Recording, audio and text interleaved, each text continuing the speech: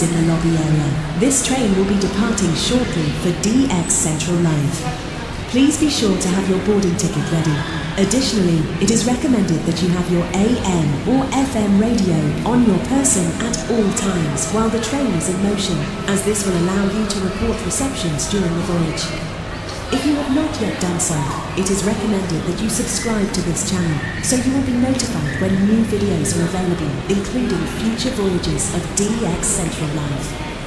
Thank you for travelling with us, and we hope you enjoy our journey on DX Central Live.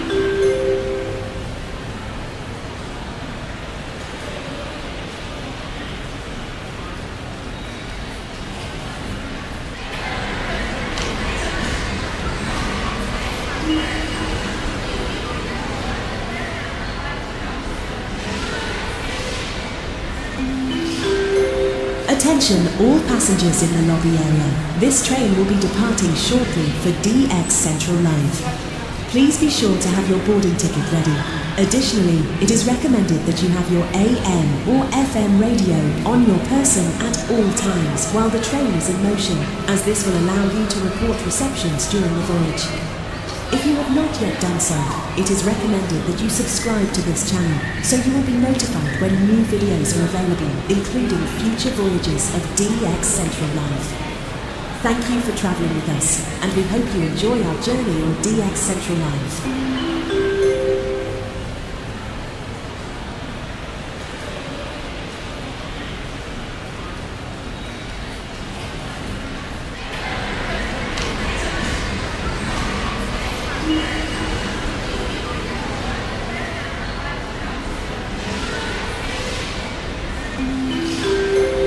Attention all passengers in the lobby area. This train will be departing shortly for DX Central Live. Please be sure to have your boarding ticket ready. Additionally, it is recommended that you have your AM or FM radio on your person at all times while the train is in motion, as this will allow you to report receptions during the voyage. If you have not yet done so, it is recommended that you subscribe to this channel so you will be notified when new videos are available, including future voyages of DX Central Live. Thank you for travelling with us, and we hope you enjoy our journey on DX Central Live.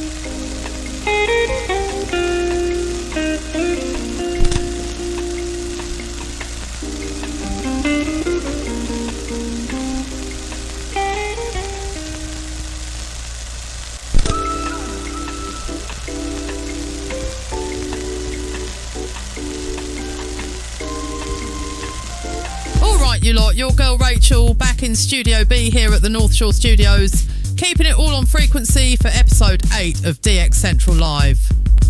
Hope you've recovered from Thanksgiving. I know I'm still full. Meanwhile, Lloyd spent the holiday out in the yard like some sort of RF alchemist, pouring salt and water into a copper pipe for his Jeff Immel inspired chemical ground. Honestly, I don't know whether to be impressed or concerned. Big night tonight. We're announcing a brand new DX challenge in the first hour, and oh yes, we're unveiling the massive all-season data analysis project. Patrons have already been mucking about with it in Studio C, and the reviews have mostly been variations of, wow, this thing is unreal. And would you look at that sun? The gigantic sunspot that gave us all those CMEs and Aurora earlier this month. A Mars rover just spotted it on the backside, and it looks like it's still feeling spicy. Could be an interesting week once it comes round this way again. Right then, let's kick this party off with a proper banger. Just imagine Lloyd with salt and water hose in hand. This one is called The Chemical Ground. Stir it, pour it, ground it. Copper sings when the salt goes down. Copper sings when the salt goes down. Down, down, down, down.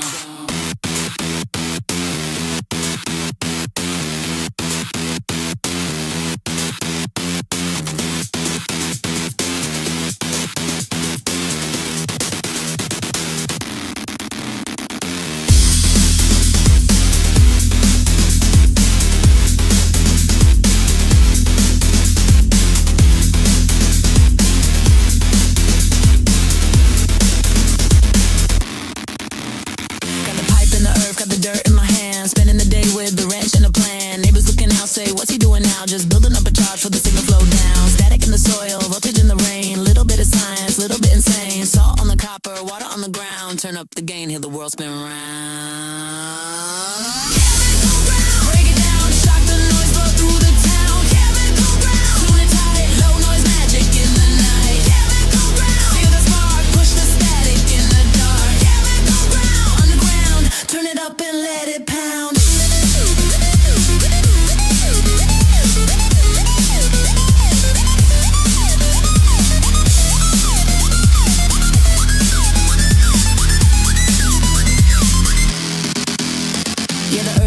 When the brew runs deep and the RF wakes from its long night's sleep. Pipes glow warm when the ions bite. Ground's got teeth when the mix is right. Neighbors walk by, say, what's that sound? Just the hum of the chemical ground. Salt on the copper, water on the ground. Turn up the gain, hear the world spin round. Chemical ground, break it down. Shock the noise, flow through the town. Chemical ground, tune it tight. Low noise magic in the night. Chemical ground, fast spark, push the static in the dark. Chemical ground, underground, turn it up and let it pound.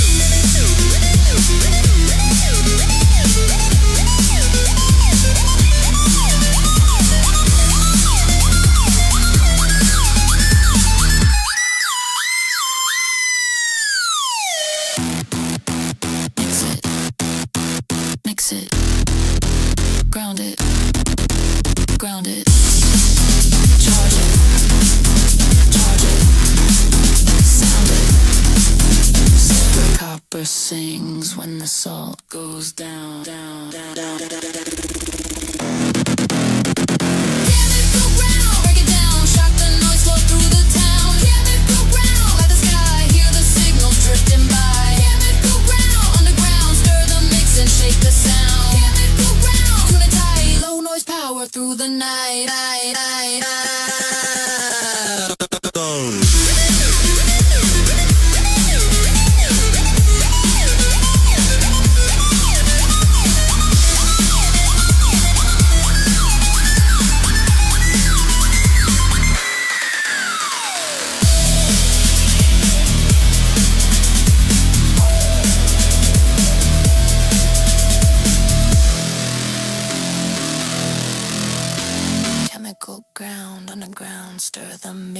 shake the sound down.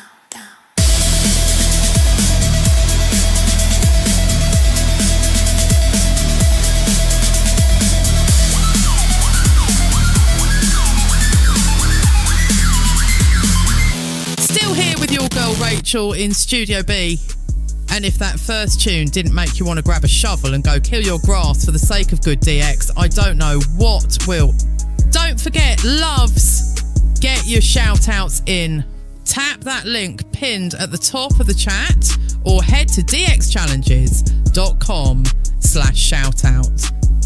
Tell us what you've been hearing, what you've been breaking, what you've been installing, or what you've had to go back to the drawing board like 5 times to redesign.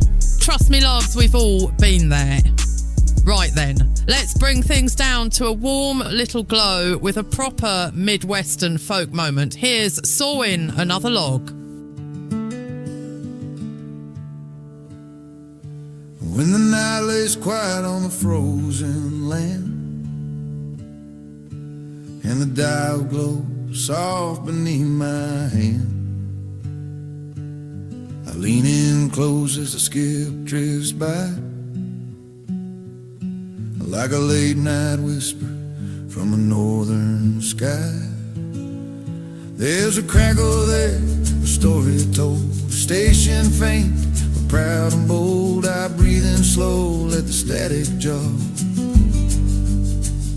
Feels like time to sow another log. So I'm sowing another log tonight,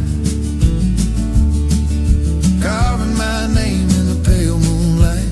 Every new voice from a far off town feels like a pine tree tumbling down. Yeah, I'm sowing another log tonight, another piece of the world inside.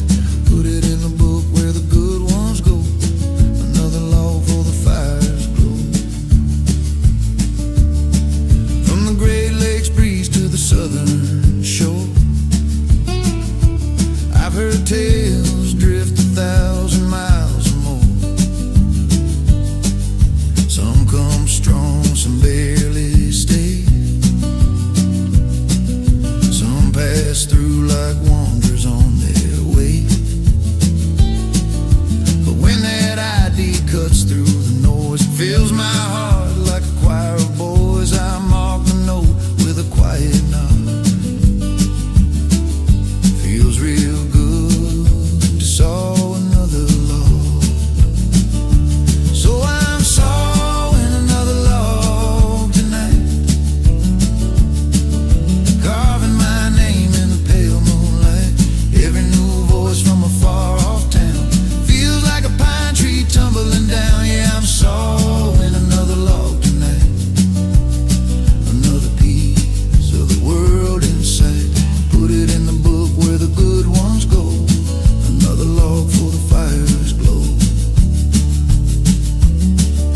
And someday when the bands go still, winter wraps around the hill, I'll flip back through those pages worn and hear those nights again reborn. So I'm sowing another log tonight, stacking the moments that feel just right. Every faint spark in the static's roar is a memory cut for the winter store. Sawing another log tonight, lifting my heart with every sigh. Put it in the book where the good ones go, another log for the fire's glow.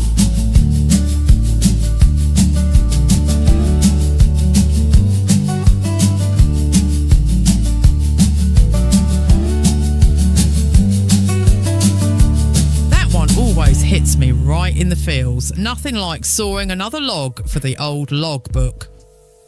Quick reminder, loves, if you want early access to big projects like the all-season analysis, plus exclusive live streams, Zoom hangouts, behind-the-scenes mischief, and direct access during DX sessions, you can join us in Studio C at patreon.com/DX Central.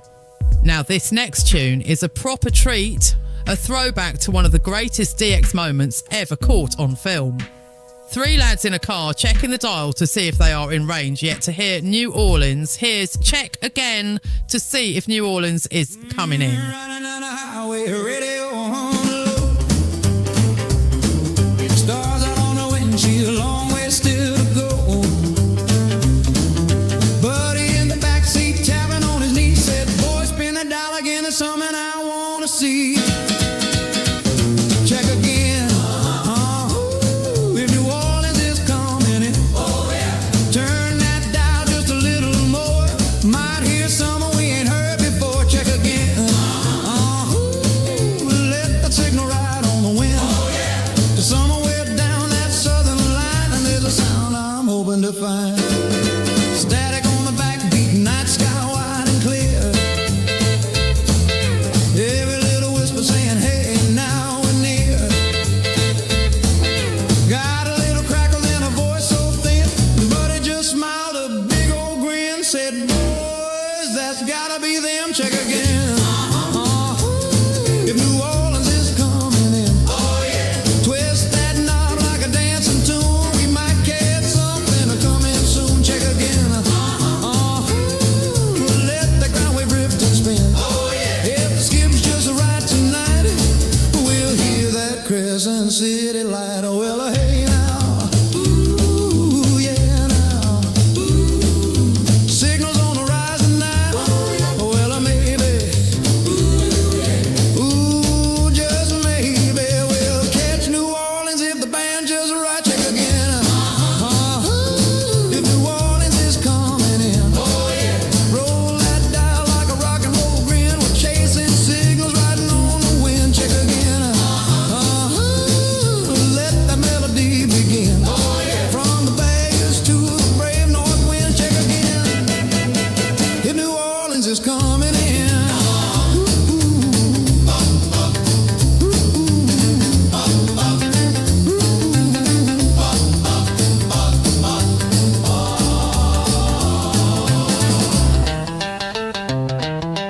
Oh, that one is just fun. Innit? Love a bit of classic rock and roll DX energy. Now don't wander off, and we've got even more excitement coming tonight. Lloyd will be unveiling his shiny new low noise vertical right here on the show, complete with a blow-by-blow of how he installed it, including the moment where he treated the ground pipe like a Thanksgiving side dish. And speaking of well-seasoned, the sun's been up to no good while it's been behind the limb.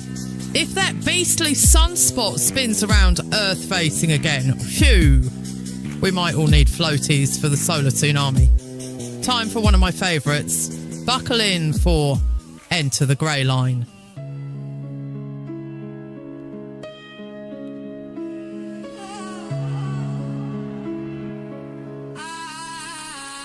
Step into the dawn where the sky divides. Signals out of darkness like invisible ties. Loop locked in the skip feels prime. I'm a shadow in the shack and they're in the gray line. Static like smoke from a monk in a trance. I twist the dial once and the whole world dance. Cuba to Quebec, man, the fade is sublime. Catch a whisper from the ether like a prophecy in rhyme. RF sharp like a sword unsheathed. Carry us home like a warrior's breath beneath 1,000 miles. Traveling a fraction of time. That sunrise magic, call it gray line design.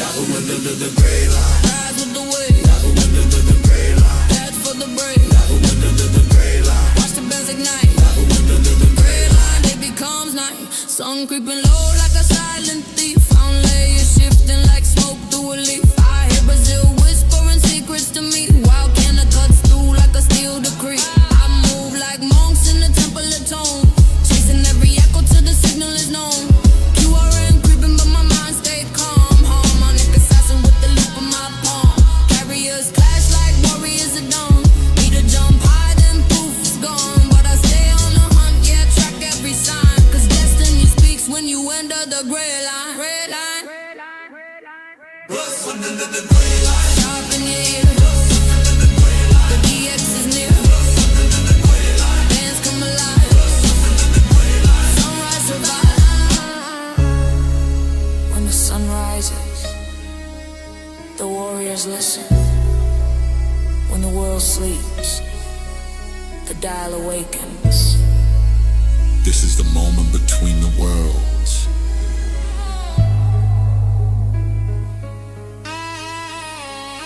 Twilight creeping like a monk in stealth, chasing weak signals like I'm seeking wealth. But the treasure ain't gold, it's the thrill of the find, catching ghosts on the bands in the realm of the gray line. DX disciples in the shack tonight, loops pointed tall toward the fading light.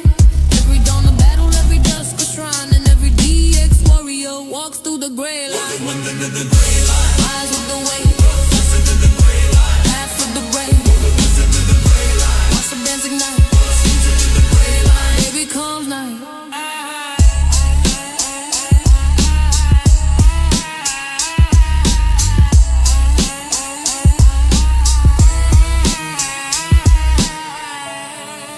Proper banger, that one.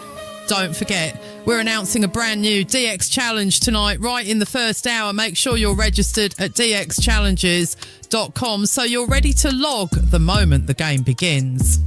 And we've got one last tune before I hand things over to our mate, Mark Munro, who, I should add, is still rocking his post-Thanksgiving sweatpants in Studio B. Bless him.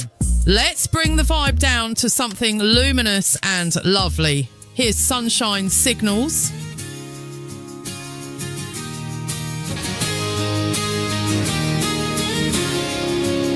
Woke up with the sunshine on me dial, static on the airwaves for a while. People say the daytime's dead and gone, but I've been hearing whispers all along. Turn the knob and let the daylight in. Summer fades and winter checks you in. Ground wave rolling like a friend of mine. Hidden signals in the morning shine. If you listen close, the world comes through in the sun.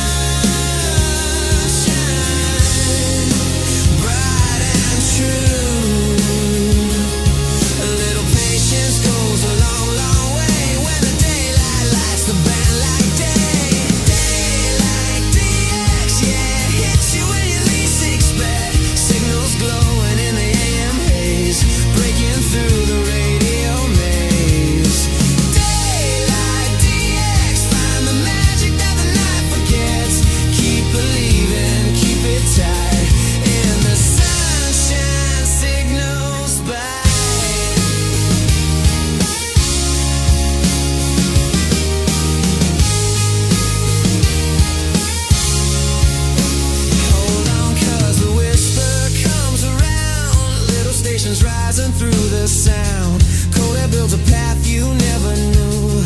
Daytime skip with a different view. Everyone's asleep behind the dial, thinking daytime's never worth the while. But if you tune your heart to hear the hum, you find the ones the dark can't overcome. If you give it time, the band feels new in the sunshine, breaking through.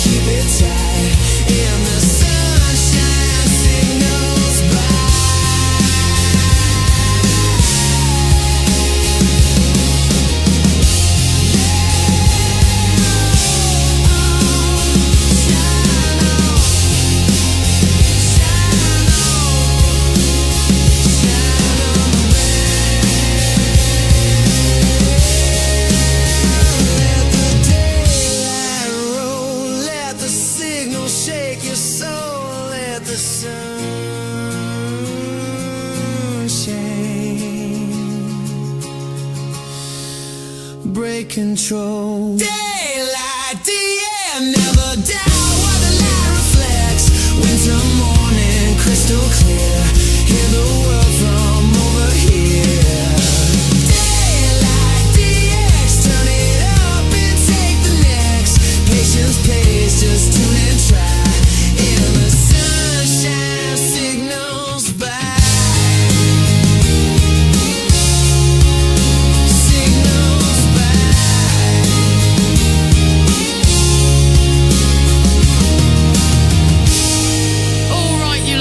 it from your girl Rachel here in Studio B for this week's DX party.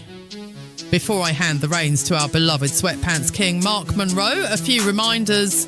Get your shout-outs in at dxchallenges.com/shoutout. Tell us what you have been hearing. Become a patron and join us in Studio C at patreon.com/dxcentral for early access, exclusive live streams, behind-the-scenes chaos and more. Make sure you're registered at dxchallenges.com. A brand new challenge is being announced tonight. And of course, a massive thank you to our sponsors. The National Radio Club, nationalradioclub.org. The International Radio Club of America, ircaonline.org. The Spectrum Monitor magazine, thespectrummonitor.com. Right then, loves. Time for me to flip the switch over to our mate Mark Monroe and the countdown. Cheers, loves. See you next week. Good evening, ladies and gentlemen. Mark Monroe here in Studio B at North Shore Studios, welcoming you to the countdown for episode 8 of DX Central Live. Thank you to Rachel, our DX party queen, for getting us ready to roll for another episode. And yes, I am wearing sweatpants tonight. Look, after Thanksgiving, you sometimes have to make that choice between comfort and coolness. And you see where I went with it. Big evening ahead. We've got a brand new DX challenge being announced in the first hour, plus the long-awaited reveal of Lloyd's all-season data analysis project. And I've had a preview. It's already got me thinking of what target lists I can start pulling from my own logbook. Right then, let's begin tonight's musical tour with a bit of electro energy. Here's Signal Lock. Signal lock. Dial it in. Don't you stop. Signal lock. Signal lock. Find the beat. Find the drop. Tune the dial, feel the skip, feel the mile. Static fade, signal close, shift the band, watch it grow. Night to day, gray light sweep, RF dreams and circuits deep. Hold it tight, don't let go, ride it on the radio. Signal up. Signal up. Dial it in. Don't you stop. Signal up. Signal up. Drop the noise. Let it rock. Scan. Hold. Lock. Flow.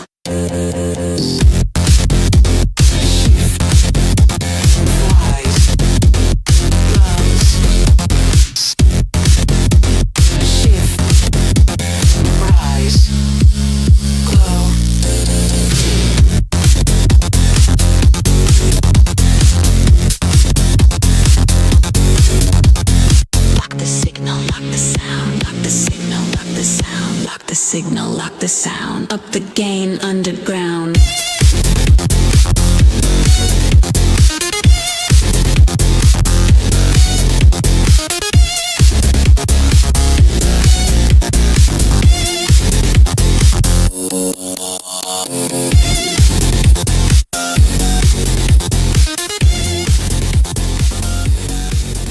Nothing like a proper electronic pulse to get the shack warmed up. Quick reminder while the beat is still ringing in your ears, tap that link pinned at the top of the chat and get your shout-outs submitted. Let us know what you've been hearing on AM, FM, shortwave, longwave, airband, your toaster, the voices in your head. No? Just me? Starting to think I need to retune my foil hat a bit. Next up, we're taking things south of the border for a bit of bilingual DX flavouring. Here's La Señal que viene y va. La señal viene, la señal va. Vamos allá. Late night, I'm tuning in slow. Started moving like a shadow in the glow. Dembow hitting while I ride that way. Searching for a voice from far away. De pronto escucho un murmullo así. Un ritmo suave que me habla a mí. Latinoamérica cruzando el mar. En mi radio empieza a cantar. Turn it up, turn it right, feel it skip tonight. Siente como sube la señal en fly. Move the loop, dale más, deja que se vea. That distant voice en aquí la idea. La señal que viene y va. Riding on the night like baile nada más. La señal que viene y va. Mami, when it fades yo la busco más. La señal que viene y va. Crossing all the maps to mi antena ya. La señal que viene y va. If you feel the beat then tú sabes ya.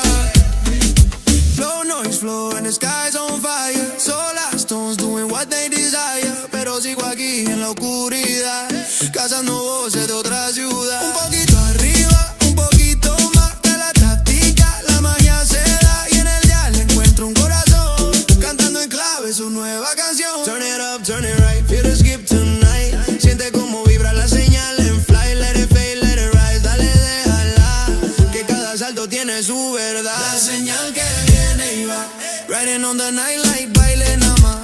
La señal que viene y va, mami when it fades yo la busco más. La señal que viene y va, crossing all the maps to mi antena ya.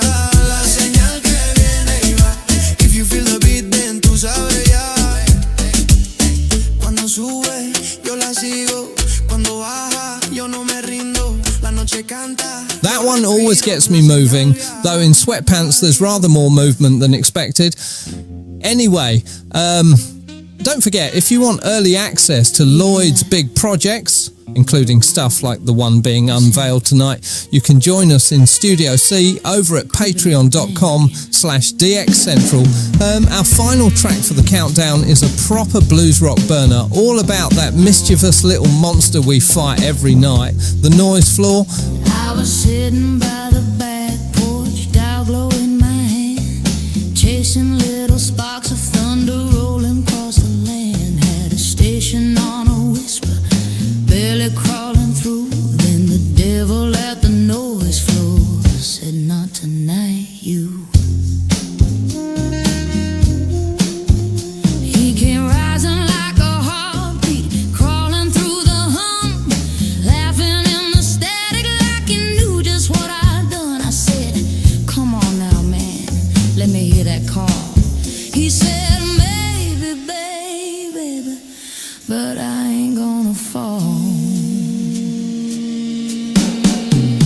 There's a devil at the noise floor, crawling up my line. Every time I get it steady, he comes stealing back the shine. There's a devil at the noise floor, dancing in that hiss, and he loves to hide the one faint voice I don't wanna miss.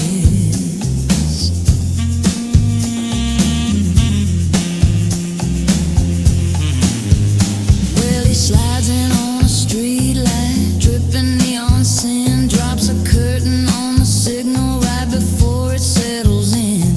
I'm twisting like a preacher trying to find his way to grace, but the devil at the noise floor's got a grin upon his face. He says, "Oh, you want a new one, something shiny, something rare." Then he kicks the band of chaos like he never even cared.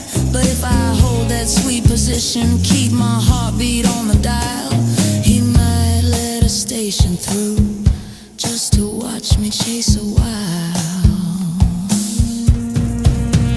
There's a devil at the noise floor, crawling up my line. Every time it starts to open, he comes stealing back the shine. There's a devil at the noise floor, hiding in that hiss, playing games with every whisper, every fade I almost kiss. Oh, he's a sly one.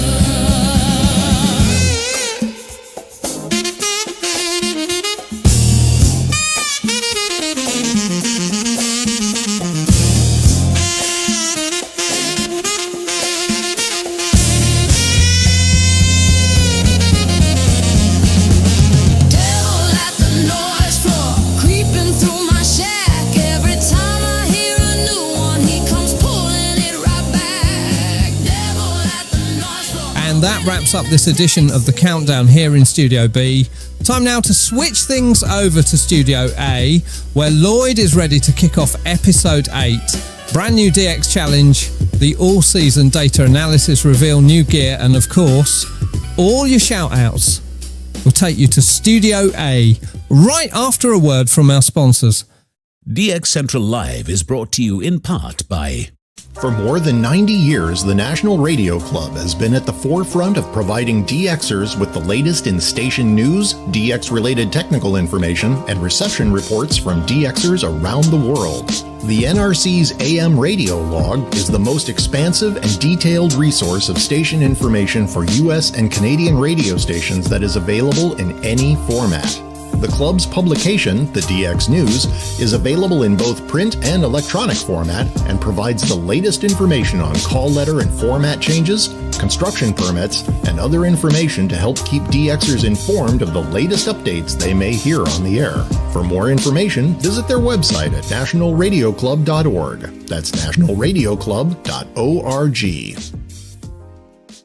The International Radio Club of America gives DXers incredible value by putting important station information right at your fingertips. The club's e-publication, the DX Monitor, includes DXer loggings, station information updates, international loggings, and more. Other club publications include the IRCA Mexican Log, a must-have resource for any DXer that chases stations from Mexico, the TIS-HAR list, the IRCA slogan list, sunset sunrise maps, and DXer technical guides. The joint IRCA-NRC email reflector and groups.io group is a hub for real-time DX conditions, station news, and DX-related conversation. For more information, visit ircaonline.org. That's ircaonline.org. From long wave to satellites, medium wave through HF, ham radio to scanners. If you can DX it, the Spectrum Monitor has you covered. Editor and publisher Ken Reitz has assembled a who's who of radio writers to share their knowledge and expertise from a wide range of DX-related topics. Each month, the Spectrum Monitor's columnists dive into their specialties to give readers tips, tricks, the latest news and station updates, and more. The Spectrum Monitor also provides a monthly assortment of feature articles that give in-depth insight into the past, present, and future of DXing. You can get a full year of the Spectrum Monitor for only $24. Individual issues from the current year are available for $3 each. You can also purchase previous years of the Spectrum Monitor in their entirety for as low as $12. For more information, visit thespectrummonitor.com. That's thespectrummonitor.com. Can't get enough DX? Then the DX Central from the Static podcast is for you. Take DX Central on the go and listen to episodes from DX Central Live, interviews with prominent members of the DX community, tips, tricks, how-tos, your DX memories and stories. And that's just the start. You can find the From the Static podcast on Spotify, Apple Podcasts, iHeartRadio, Listen Notes, or anywhere you get podcasts, or by visiting FromTheStatic.net. That's FromTheStatic.net.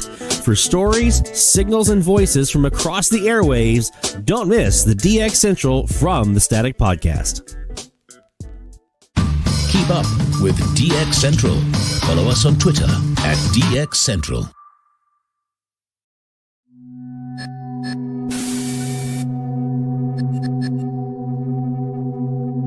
Thank you for calling DX Central Technical Support, where your reception is our obsession. Your call may be recorded for... You know what? That's none of your business. If you're experiencing untimely signal fading, press 1. If your DX buddy has a bigger antenna than yours, press 2. If you've grounded something you probably shouldn't have, press 3. For all other issues, please hold. Thank you for calling DX Central Technical Support, where we help you get more logs than fleas on a dog. Yeah, hi. My noise floor keeps rising whenever I walk into the room. Like, only when I am there. What do I do? Sir, have you tried leaving the room? But then I can't DX. Yeah, but it would fix the noise floor, wouldn't it? Thank you for calling. Hi, my loop antenna keeps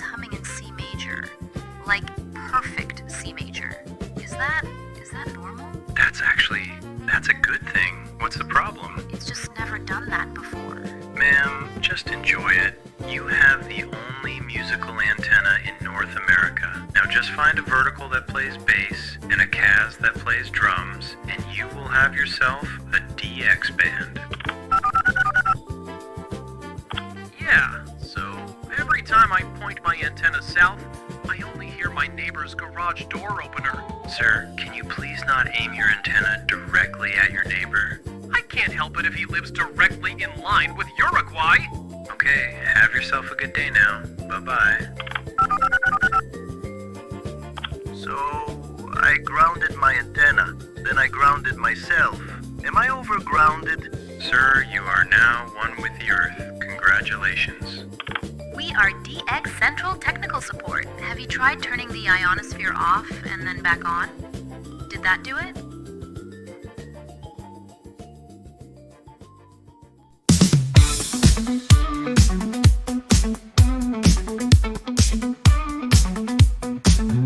In the glow of the screen, it's a Friday night. Lloyd in the North Shore, setting frequencies right. AM and FM, the airwaves collide. DX Central Live, where the signals can't hide. Tuning in the static, chasing down the sounds. Every single signal is magic we have found. All radios hum, the chatters all agree. DX Central Live is the place to be. Folks in the chat, shout out your call. From east to west, we're breaking down the walls. It's the magic of the night, where frequencies fly. Join us now on DX Central Live. From the Gulf South to your corner of the world, this is DX Central Live. Now here's your host, Lloyd Van Horn. From the North Shore Studios here in Mandeville, Louisiana, and Studio A is where you find us every Friday night for DX Central Live, Season 6, Episode number 8, my friends. Hope you had a very happy Thanksgiving and are still stuffed. Hopefully not just with food. I hope you're stuffed with DX as well. Hopefully you've had a chance to hit the dials, sneak in a little bit of time between football games and slices of pie and time with the fam. Sneak into the shack. I need to go check my computer real quick. Who you got on 580 to 600? We're going to be saying goodbye to those frequencies this week, and a whole new frequency range awaits us in our end of our first hour. But man, we got some good stuff to talk about tonight. I got a new antenna. I have that new antenna glow, don't I? I got that new antenna glow. We got the low noise vertical up in the air this last weekend, and last night put the common mode choke on there to try to corral some of the noise. There was a little bit of noise on there, not a lot. We do have some generated noise in the area, and that's going to be, good luck getting rid of generated noise, right? There's a difference between like common mode noise that's just kind of there, and then generated noise from like dimmers and buzzers and electric companies that have to have problems with their ground wires on their electric poles and things like that. I just realized my light wasn't on. So there's a difference between that, and so we do have a little bit of that generated noise that we have to deal with. But I think overall this vertical has been very nice. So we're gonna demonstrate that tonight. Give you guys a chance to hear some of the signals on there and compare it to like the mini whip. And then we'll also talk a little bit about what we did, kind of putting everything together, including I got to play Alchemist this week. The chemical ground, a copper pipe driven into the ground with some holes in it and some salt and some water to turn nasty Gulf Coast sand into an actual working ground. So we're going to talk a bit about that. We're also going to talk a bit about some other work we're doing this weekend on antennas. I think I see in the chat our good buddy Mr. Jeff. Notorious. You're going to be happy to see this, Jeff. You know what that is. I got this because of your recommendation. We got some twisted pair here, and this is actually going to go not on the vertical. I was going to put this on the vertical, but we're actually going to put this on the Kiwi Kaz, our big Kaz antenna, our elevated Kaz, shortwave central Latin American magnet Kaz. So we're going to talk a bit about that this hour and what we're going to be doing, how we're going to be doing that. We're also putting up a mini whip at Mom's house this weekend. I had a spare one, so we're going to talk a bit about that. We're going to be releasing our all-season data analysis. Buried the lead there a little bit. We're going to be unleashing the beast to all of you. So if you've ever been sitting there and you're wondering, what stations should I be targeting from Guatemala or from Honduras, or what stations are good on, on this particular frequency, or what stations can be heard from North Dakota, things like that. Our all-season analysis takes all of the logs that have been submitted to the Medium Wave Frequency Challenge since 2021, since fall of 2021 when we started this thing, and all of the frequency challenges we've done, and we've gone through every frequency twice and then some. In some cases. And so taking all of that data and compiling it so that you guys can then use that to source data to help you fill your logbook. So we're going to walk through that tonight. Our patrons, our folks who are on patreon.com/DXCentral, they've been playing around with this now for about a week. So we're going to unleash it tonight. And you've already got a sneak peek of kind of the format with our new weekly challenge dashboard that we have. But this is going to be way more intense. So you have a chance to play around with that starting tonight. So we'll walk you through that, what that looks like. We're also going to talk a bit about some targets for our new frequency challenge frequencies. And also we're going to be doing a little preview of some logbook work that I'm doing on my logbook. This is kind of an ever-evolving thing. The Lloyd Van Horn medium wave logbook, or FM logbook, kind of an evolving thing, and here's going to be the latest iteration. Following suit with our new dashboard that we have, I'm kind of putting my logbook into that format, so I'm going to show you some of that. We also have a station down in the Caribbean that a lot of you guys have been hearing, so we're going to play a little clip that you've been sharing in the Slack. We're going to play a little clip about that so you know what to listen for, because I think a lot of our East Coast folks, even those up further north, I think you've got a shot at this station. I've been trying all week. I haven't heard them yet, but I think our East Coast folks have a good shot, so we're going to play you that clip a little later on so you can hear Radio Santa Maria. But first, let's get to some live DX, shall we? This live DX session brought to you by International Radio Club of America, IRCAonline.org. That's the website for more information. Now, I haven't had a chance to update the verbiage up here at the top about the antenna that we're on. This is actually the DX Central Kiwi, and we're on the vertical. Now you can kind of see it here on our antenna switch.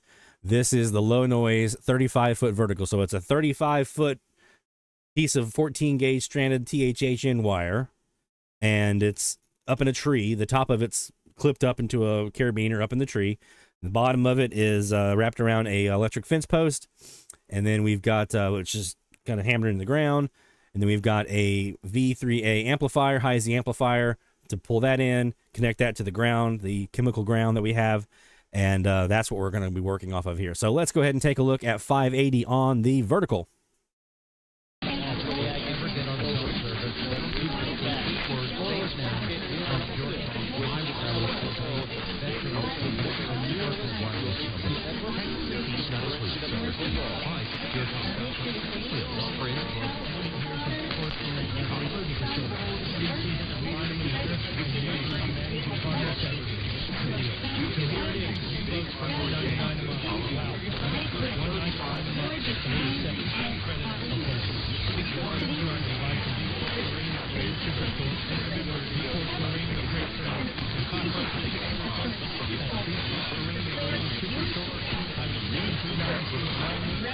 Going back through and reading your chats.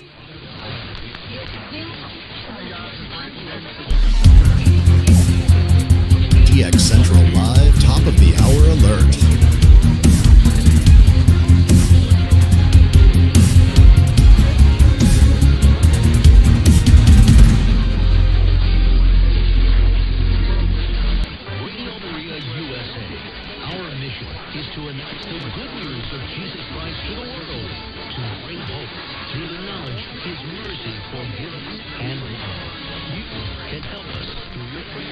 And monthly donation by going to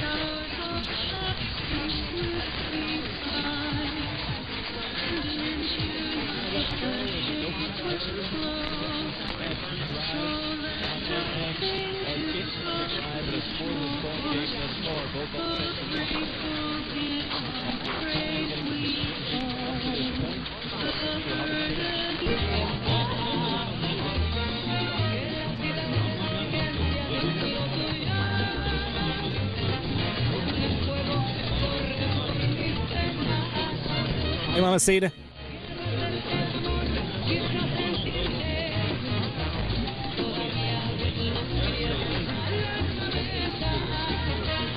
Paid the penalty for my sins and your sins. And so there are those whose sins have been forgiven. Then there are those that...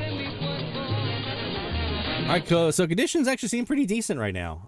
We had 580, we had KJMJ Radio Maria here in Louisiana, and then 590, I've got Cuba in there, and there's also Sabrosita out of Mexico, XEPH. 600, we have WVOG, our local here in New Orleans, and I think also at least one other station, probably KTBB or something like that. But there's possibly also Nicaragua in there. I heard some Spanish, which is usually on 600 for us. Under our local, it's usually Nicaragua. So already looking like a pretty decent night on the bands here. So let's take a quick break. When we come back, we got more DX heading your way. We got to talk about our new antennas. We got to talk about the new data analysis project that we've been working on for AM and giving you guys a chance to comb through the data and help you fill your logbook. So don't go anywhere, my friends. More DX Central Live is heading your way right after this. DX Central, because we're all about radio. Visit us at dxcentralonline.com or check us out on YouTube. Search DX Central.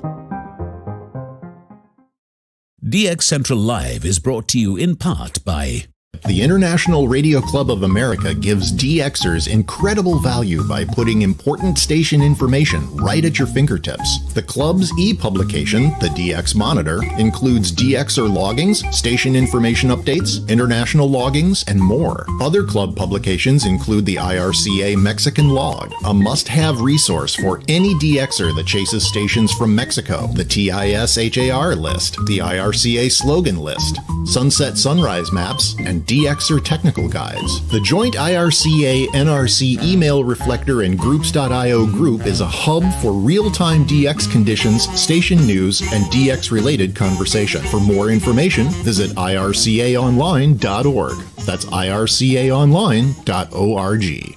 From long wave to satellites, medium wave through HF, ham radio to scanners. If you can DX it, the Spectrum Monitor has you covered. Editor and publisher Ken Reitz has assembled a who's who of radio writers to share their knowledge and expertise from a wide range of DX-related topics. Each month, the Spectrum Monitor's columnists dive into their specialties to give readers tips, tricks, the latest news and station updates, and more. The Spectrum Monitor also provides a monthly assortment of feature articles that give in-depth insight into the past, present, and future of DXing. You can get a full year of the Spectrum Monitor for only $24. Individual issues from the current year are available for $3 each. You can also purchase previous years of the Spectrum Monitor in their entirety for as low as $12. For more information, visit thespectrummonitor.com. That's thespectrummonitor.com. For more than 90 years, the National Radio Club has been at the forefront of providing DXers with the latest in station news, DX-related technical information, and reception reports from DXers around the world. The NRC's AM radio log is the most expansive and detailed resource of station information for U.S. and Canadian radio stations that is available in any format.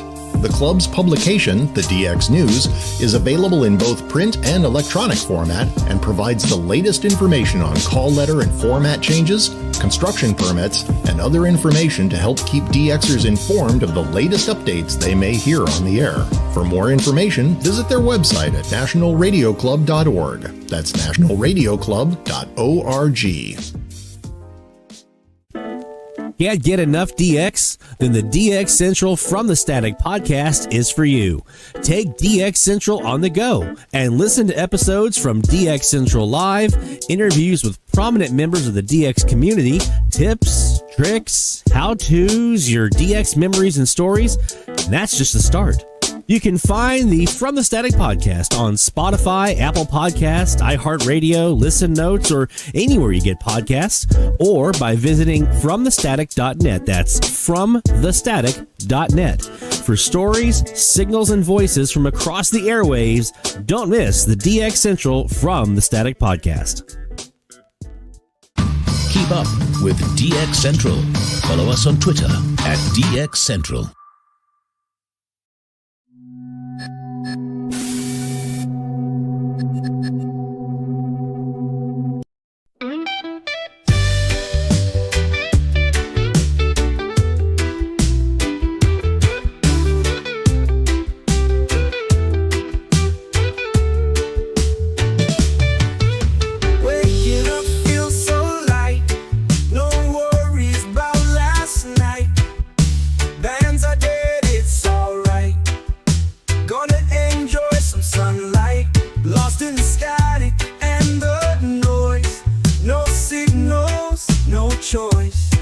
when the DX can't be found. Radio's off, hit the ground. No wires can keep me down when the signals can't be found. Chill waves rolling free, just the sky and me. From the DX Central North Shore Studios, this is DXC Live. Now here's your host, Lloyd Van Horn. No stress. It's DX Central Live from the North Shore Studios here in Mandeville, Louisiana. Every Friday night we bring you live DX conversation, and a whole lot more. So we've got a lot to get to, especially in this first hour here. So I want to make sure we have a chance to get to your shout outs because we got a bunch of those. We're actually going to start with that first, and then we're going to get to our first conversation, which is going to be about I want to start with the data analysis project. And then from there, we'll move on to the antenna. We'll get to the fun stuff afterwards. But first, we got to make sure we do our homework, so to speak. So let's go ahead and get to some shout-outs. What do you say? Shout out loud, hear the call for every single big or small, from AM to FM, from C to C. We celebrate the ones who snag the IP. Shout out loud, let it be known, you're never DXing all alone. Through the static we found our way. Shout-outs making waves today.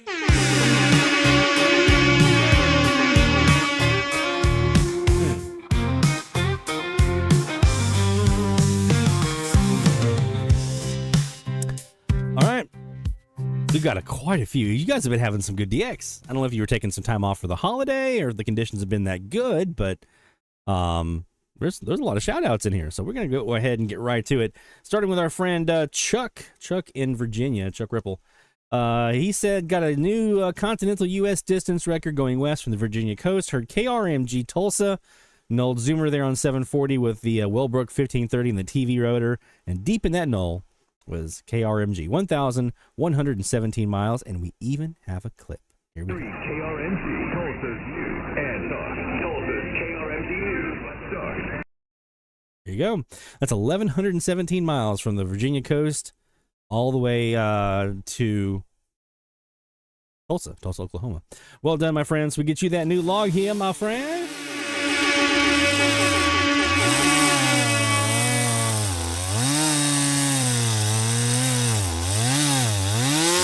And that's also a new state for Chuck, too, with Oklahoma coming in.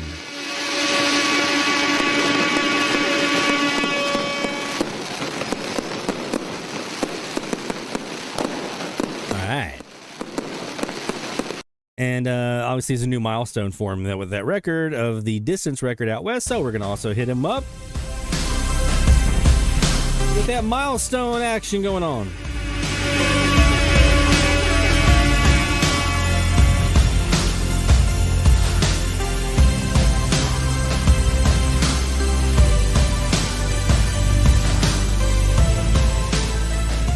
There we go. All right, man. Well done, Chuck. Always good to see you in the shout outs there. Moving to our next one, we got Dan Massey in Texas. Dan said he added the new Mexican state.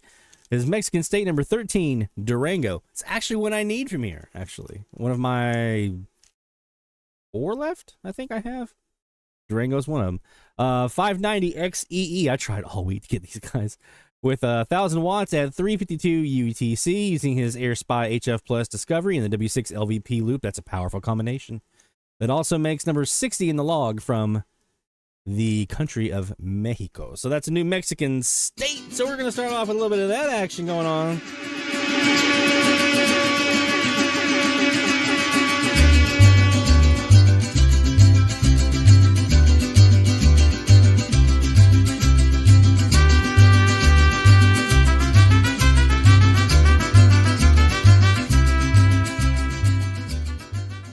All right, man. And also, obviously, the new log for him there as well.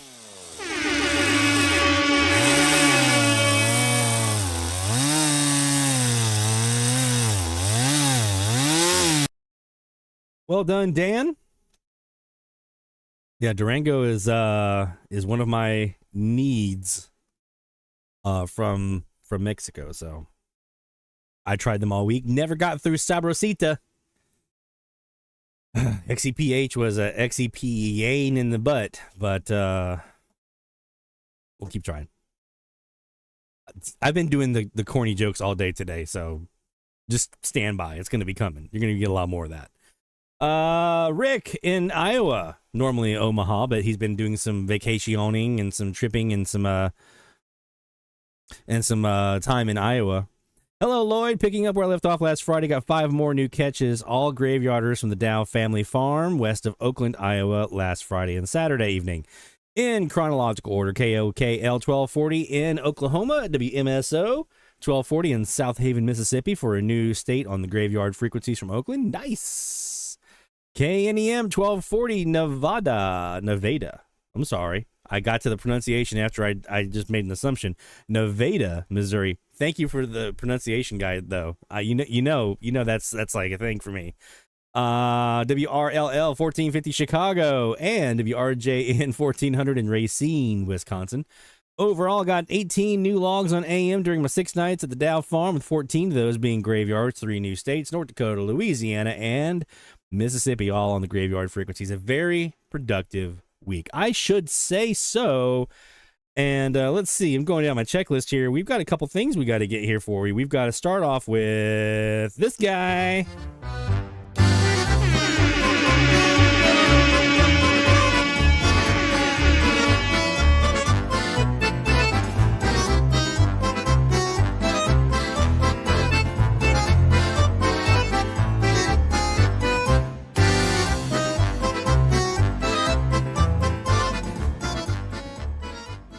And then, let's see, a new U.S. state for them. So we're going to hit that up. I know it's at the graveyards, but it's a new U.S. I mean, those of us who do track graveyard stats, a new state on graveyard is a big deal.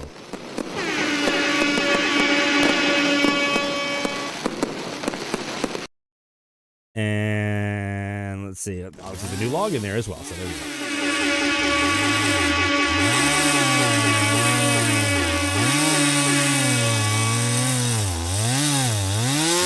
There you go, my friend. Well done, Rick.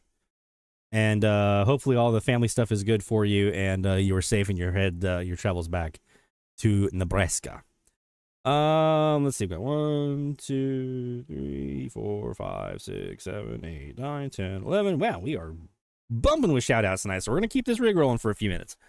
Keeping an eye on the time, though, for our top peaks. Greg Caniglio up in New York sends his shout-outs in. Recordings from earlier in November still being reviewed, right? There were quite a few loggings on November 9th, but I will highlight one frequency, 1400 kilohertz, where 2 new graveyard loggings were had on the 5 p.m. recording. WVRC in Spencer, Virginia, 347 miles. WJMX, Darlington, South Carolina, 618 miles. However, November 14th at 2 a.m. has provided me some great loggings, again, thanks to help from the medium wave DX slackers, MWDX slack attack. You all helped me log LRA 1870 from Buenos Aires, Argentina, with their 5+1 time pips underneath WWL for a distance of 5,498 miles. My man, that is awesome, man. Yeah, I figured it was probably who that was, right? There are some other Colombians and whatnot that do 5+1, but on 870, it's Argentina. My distance record in new country, interestingly enough, according to FM Scan, this is the most distance on 870 for him in the entire world. So he cannot get any further on that frequency than what he just did. I'm not sure of another frequency where I have a chance at logging the most distant signal, but there you go. Thanks also to Mexico Mike J for helping me to snag 1080 HCKD2 in Ecuador, Radio Universal at 3,134 miles, my third from that country. Thank you again, everyone. More listening to do from 1114 as well still. So, yeah, man, that is freaking awesome. I remember a time when Ecuador was like one station, if you were lucky. People would hear the one Ecuadorian. Now you guys are out there getting 3 and 4 and 5 or more Ecuadorians. I remember when I heard my first one, I was like, oh my God, I heard Ecuador. Now I got like, I think, 4 or 5 or 6 or whatever it is. But it's interesting to me how we have evolved as a DX community, where for a long time, there was like this one group of people that were getting like really rare DX, and you'd see them, they do these DX expeditions, and they get like the Ecuadors and deep into Colombia, and they get the Argentinas and all this other kind of stuff. And then the rest of us were all sitting there and we were like, had a new one from Tennessee this week. Yeah. If you're lucky, hey, I got a new Cuban, right? And so, not that those aren't exciting catches, but that was about the limit of our exoticness back in the 90s for a lot of us. And now, because of SDR technology, and now because a lot of us are starting to adopt these more, I'll call them aggressive antennas with like the terminated loops and things like that, bogs, things along those lines, we're seeing more and more people in that first group, that group getting the exotic stuff. And it makes me so happy. It makes me so happy. So let's see, we've got a new country for you to hit. So we're going to stamp that passport real quick with Argentina.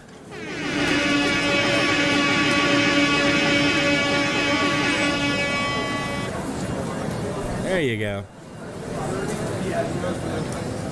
Yeah, Rick says the guys on the West Coast get Japan, Australia, China all the time on AM, right? Yeah, I mean, if you're one of those geographically advantageous places like Newfoundland or Cape Cod, right? You're gonna get your share of international DX, especially European. There was more back in the day than what there is now, but even the Latin American stuff, this Pan American stuff down in the Caribbean and Central America and South America, I feel like more people are in that now than we have ever had. And that makes me so happy. I remember when like Peru was like, whoa, you heard Peru. Wow, that's amazing. Because I mean, I would sit and see people hearing that. I was like, wow. And it was always the same people. And now more and more people are hearing Peru and Ecuador, and like not just one or two, but like multiple ones. So it's freaking awesome, man. Hit that Latin American stuff in there too.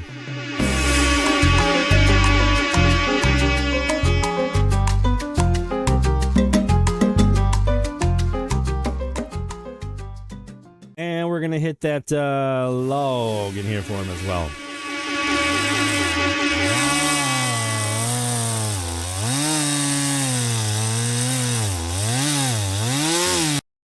There you go. All right, good job, Greg. Our friend Stuart's in the chat, and he's on the shout out here as well. We got some new logs for Stuart. Caught a few news stations this past week during some off-season tropo this past Saturday night and Monday morning. Yeah. Some new stations logged include Magic 95.9 WYNT in Ohio, 117 miles. K-Love 99.3 WVLO in Ohio, 113 miles. B100 100.7 WBYT in Indiana, 134 miles. And also in Indiana, 104.7 WFRN radio in about 123 miles over a semi-local form as well. Real Country 106.7 WFGA in Ohio, 83 miles, mixing with a local. Always nice when you get those locals getting knocked out by the tropo. Country 93.7 CKYC in Owen Sound, Ontario, 208 miles. On the NOAA Weather Radio side, got some stuff as well from the tropo. New station KX I86 on the .5 in Crescent City, Illinois, 239 miles. His first portable catch.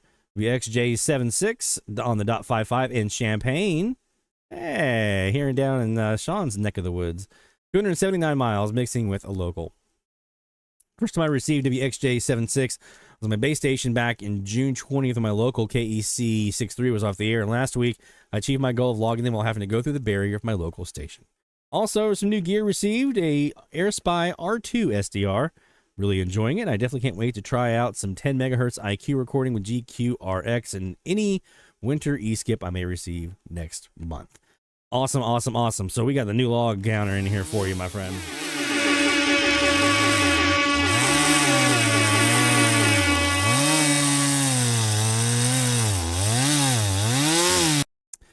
And got the goal achieved in here. He had set a goal for himself, and he went and got it. And those goals are able to be set when you do that logbook analysis and you're looking in your log and you're saying, I haven't gotten that area right there yet. Okay, there we go. Well done, my friend. We'll do one more here, and then we're going to put the rest on to hour number 2.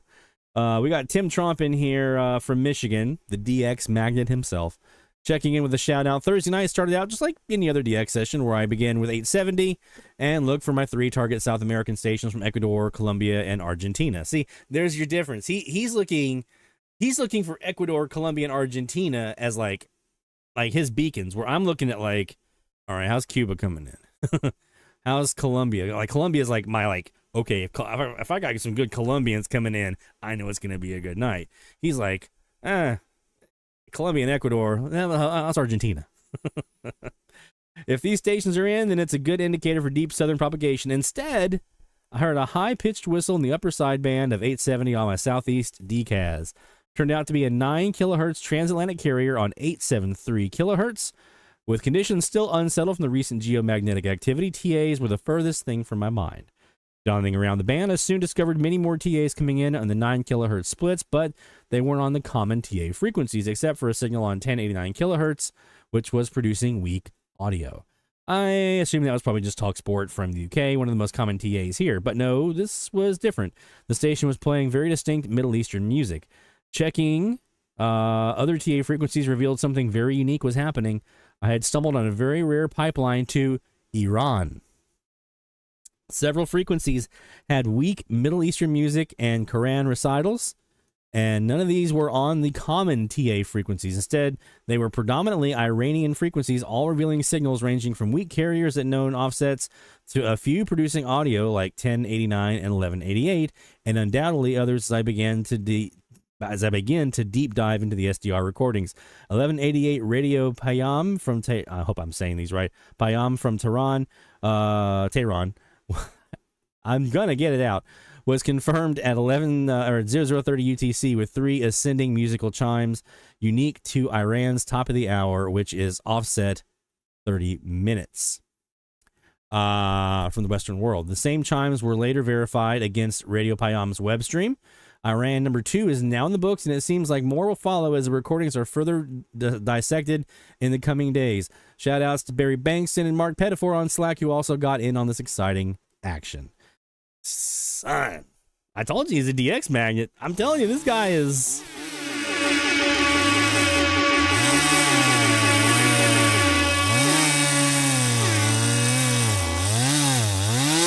There you go. I mean, that's the stuff right there. I saw mention getting a loud tone on 890 WLS. That's Algeria, more than likely. 891 in Algeria. I've heard them here with audio here in New Orleans area. So that's probably who that is, more than likely. Big signal when they're in.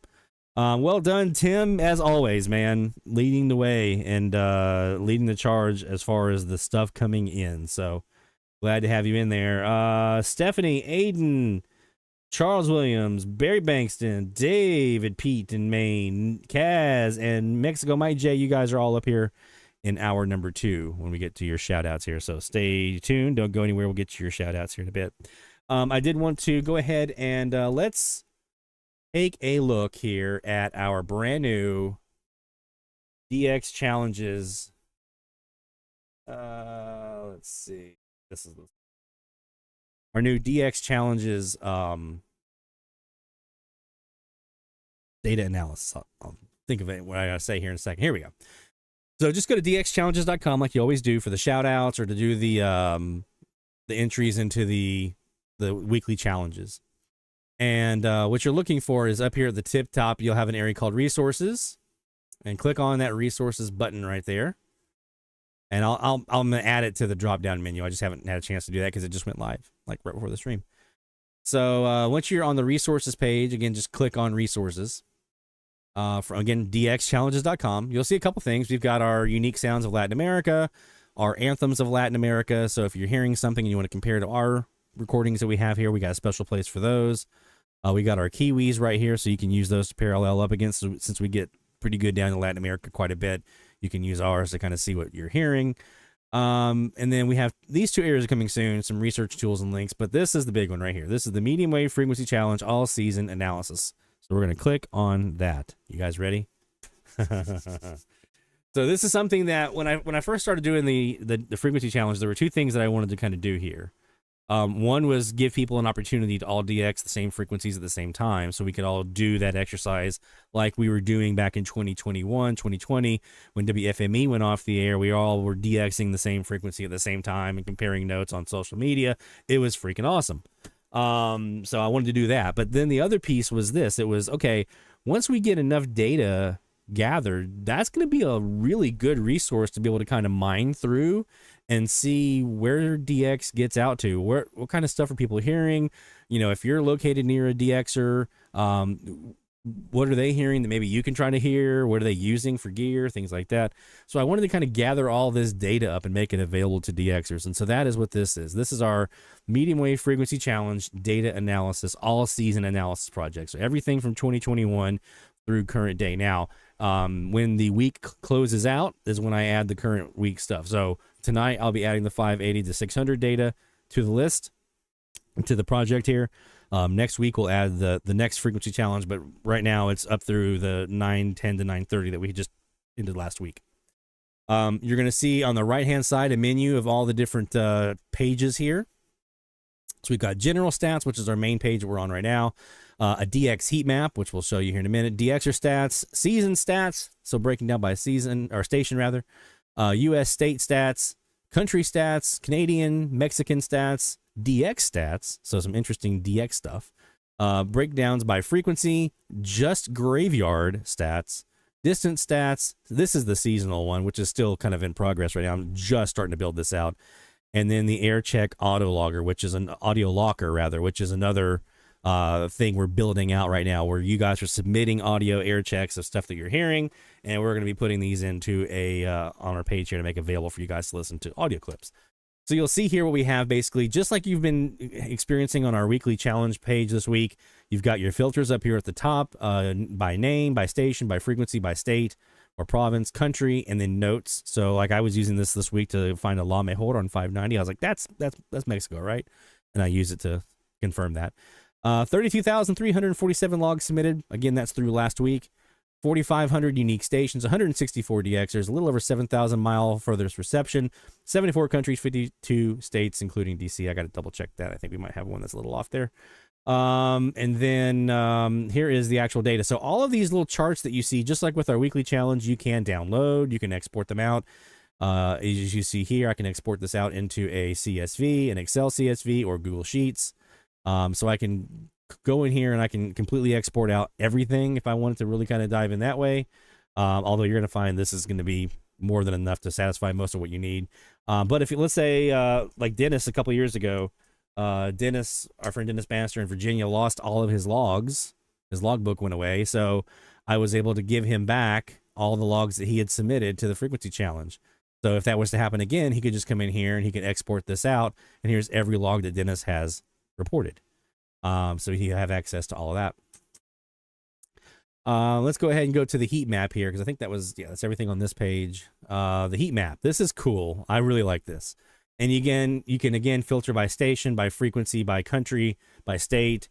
You have a year, season, radio, and antenna filter here as well. Every one of these dots you see is a DXer location.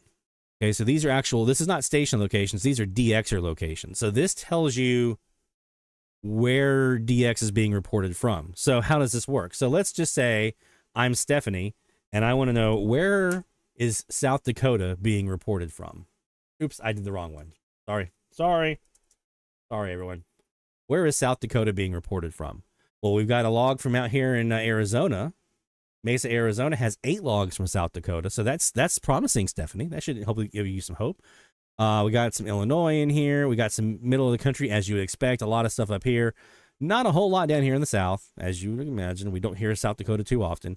Now, again, this is just off of stuff reported during our challenges. So there's probably people, I mean, obviously there's people hearing South Dakota in a much wider canvas here than what you see on this map, but it's just based off of what's been submitted to the challenge, which is the only data I have available that I can make available to you guys. I can't tabulate everybody's logs from everywhere, all the different social media logs and Slack and the clubs and everything else. I need one place to do it, and this is it. This is the challenge. So this would be how I could then take that in and say, okay, great. I've got these places that are hearing South Dakota. Then you could take that a step further. And let's say you wanted to go look at a specific kind of radio or specific kind of antenna to see who is hearing off of those filters. Or let's say I wanted to go in and I have a specific target that I'm looking for to be NAX. And I want to see where is to be NAX being heard from. There it is, right? So I can go in here and I can get very, very granular this way about what it is I'm looking for. So if I'm wanting to research a particular station, or like, let's say here we have our 590 frequency from this week, where are some good places to hear stuff on 590. You can kind of see that here. So just a really cool way to visually see where the DX is being heard from. Okay. DXer stats. This breaks down the stats by DXer. Okay. So you'll see our top dog, Barry, 3,800 total logs here for Barry has been submitted. Now, this also, I want to make sure you guys know too, this also includes our Summer of DX Challenge stuff that we also do. So that's also included in this data. Both the 2024 and 2025 Summer of DX Challenge stuff is included in this data. So this is everything that we've collected since 2021, all in one place. Okay. So you can kind of see the breakdown here. So let's say you want to go in and you want to see where you might stand. You can also go over here and let's say I want to type in my name. And here's a DXer name filter right here. So there's me. There's my furthest reception. And then I'm going to be able to see the breakdown here. Here's the map that shows all the different states. I've logged 37 states in the challenge so far. Most of it's down here, as you can kind of see. But you can also check out where else I've heard during the challenge frequencies, or the frequency challenges. Here's the overall. And any of these filters, when you type in a value like that, if you hit and go clear it out and then hit return, it will reset that filter back to everything. So there you go. These are all the states that have been heard. And if you hover over a state, you'll get the count, the log count. Heard states by DXer. So who's heard the most? Well, it is Jacob. He's heard 45 U.S. states in our challenges. Unbelievable. And you can, again, break this down by season, by week, by year, by DXer. Here's the DXer value. And when you do this filter, it does everything on that page. So if I go over here and I type in Lloyd, I've got my stuff here. I've got my logs here. All the rest of the stuff gets filtered by my name. So pretty cool how it kind of filters all that at once. DXer logs by country. So 74 countries have been heard. And then we're going to go over here. We're going to go to, let's look at Jacob. He's heard 15 countries, and you can see where all of those are. There's Argentina, San Andres de Providencia, Venezuela. There's also Colombia's in there too. Ecuador, U.S., obviously, Mexico, some stuff in the Caribbean. So he's got quite a bit that he has submitted for the frequency challenge. And then you can see the heard countries by DXer, who's heard the most countries, and where are the furthest receptions from those for that person. You can kind of see how that breaks down here. That's all for the country one, for the DXer stats. Station stats looks at individual unique stations. So I can tell you the most logged station in 5 years so far has been WLW 700 at 109 total logs. The furthest reception of it was 2,017 miles away. And again, you've got your filters up here. And so you can go in here and you can filter this out to say, I want to see who all has heard, how many people have heard WWL, my local here in New Orleans. I can type that in, and there it is. There's WWL 870, 94 logs. The furthest one was 2,100 miles away. Also, I took our friend Mesa Mike in Virginia, took his data from his website, and I merged that with our data, and I was able to find unreported stations. So we have 920 unreported stations as of our last count, and that we have not had logged in our challenges. So there are still 920 U.S. stations out there that you guys haven't heard yet. And here is that list. So you can find it by call, by freak, by state. So you can come over here and say, do we have anything unreported on 590? Yes, here they are. These are the stations on 590 that nobody has submitted so far for the frequency challenge. So when we have a new challenge put in, if you want to help us cross one of these off the list, there you go. You can also, again, filter by call and state as well. And then what's the most heard station in each state? So you can see here, the most heard station from Alabama is WEUP on 1700. 39 total logs, 21 unique DXers have reported that station. Okay. And again, I can go in here and I can filter this down and say I wanted to see Indiana. There's Indiana. Whoa, 1190, big surprise. 57 total logs, 30 unique DXers have reported that. So if you're wanting to find what's a station that gets out the most in a state, there you go. U.S. stations with high nighttime power. So I basically drew the line anything over 10,000 watts. And I said anything over 10,000 watts at night is high enough that people should be able to hear them pretty well. And then you can filter this down by state if you want to. So you can kind of say, okay, I'm targeting certain states. I want to be able to find those stations that get out in that state that are bigger, higher powered stations. And you'll see here the frequency, the call sign, the city state, day and night power. Have they been reported yet or not? And if so, how many DXers have reported them and how many total logs have been submitted from those DXers? So this will show you what stations kind of get out well, right? Which ones are out there with high nighttime power that you guys can take advantage of. So there you go. All right, next one on our list here is state stats. So breaking this down by state. So how many logs in each state? Well, our most log state's been New York with 2,022 total logs. 4,200 miles away was the furthest log for them. Pennsylvania next, Tennessee, Ohio, Texas, and so forth on down the list. And you'll see again, we have our filters. The percentage of stations heard in each state. So again, taking that data from Mesa Mike, you can go in here and you can see we've heard 78% of all the stations in the U.S. that are licensed. And you can see, you can hover over a state and see, okay, for Missouri, we're at 84.68%, 78% from Arkansas, 86% from Louisiana, and so forth. So you can see where are the ones that we really kind of covered the most, where are the ones that we need a little work on, like Hawaii and Alaska. Come on, guys, get on it. The percentage of stations reported by states, we take that same data, and now I'm giving you the breakdown. So you'll see here how many total stations are there, how many stations have been reported, what's the overall percentage of those that have been reported. We've got quite a few more of these left to get there. I told you this was a big list. Country stats. Same premise that we just looked at with states, but now we're doing it by country. So if you're chasing DX, I got you covered. You'll see here Canada, Mexico, and Cuba, obviously our big three outside of the U.S., and then Colombia, Bahamas, Bonaire, and everything kind of down the line from there. How many logs, furthest reception for each one. Logs by country. Here's Central America. This is all of Central America. So there's Mexico, Guatemala, Honduras, Nicaragua, Costa Rica, El Salvador. So you can kind of see how many stations have been logged in each of these little Central American countries. Here's South America. We've heard everything in South America our DXers have. So this will tell you where, like there's one Bolivian that has been reported. And trust me, I'm on it. I'm looking for it. Uruguay is there. Paraguay is there, right? So all these are there. Same thing, here's Europe. Which countries have been reported during our frequency challenges from Europe? Now, we've had some European DXers join in, so that actually helps because it helps fill in the gaps for us so we kind of know where to look, right? And then here's Africa, same premise. How many stations logged per country? There's Benin has been heard. Algeria's got a couple. Here's Egypt and so forth. Asia, we were just talking about Tim Trump in the Middle East. Here's Saudi Arabia, Oman, Iran. Here's China. You can kind of see where the stuff is being heard from. Where's the DX at?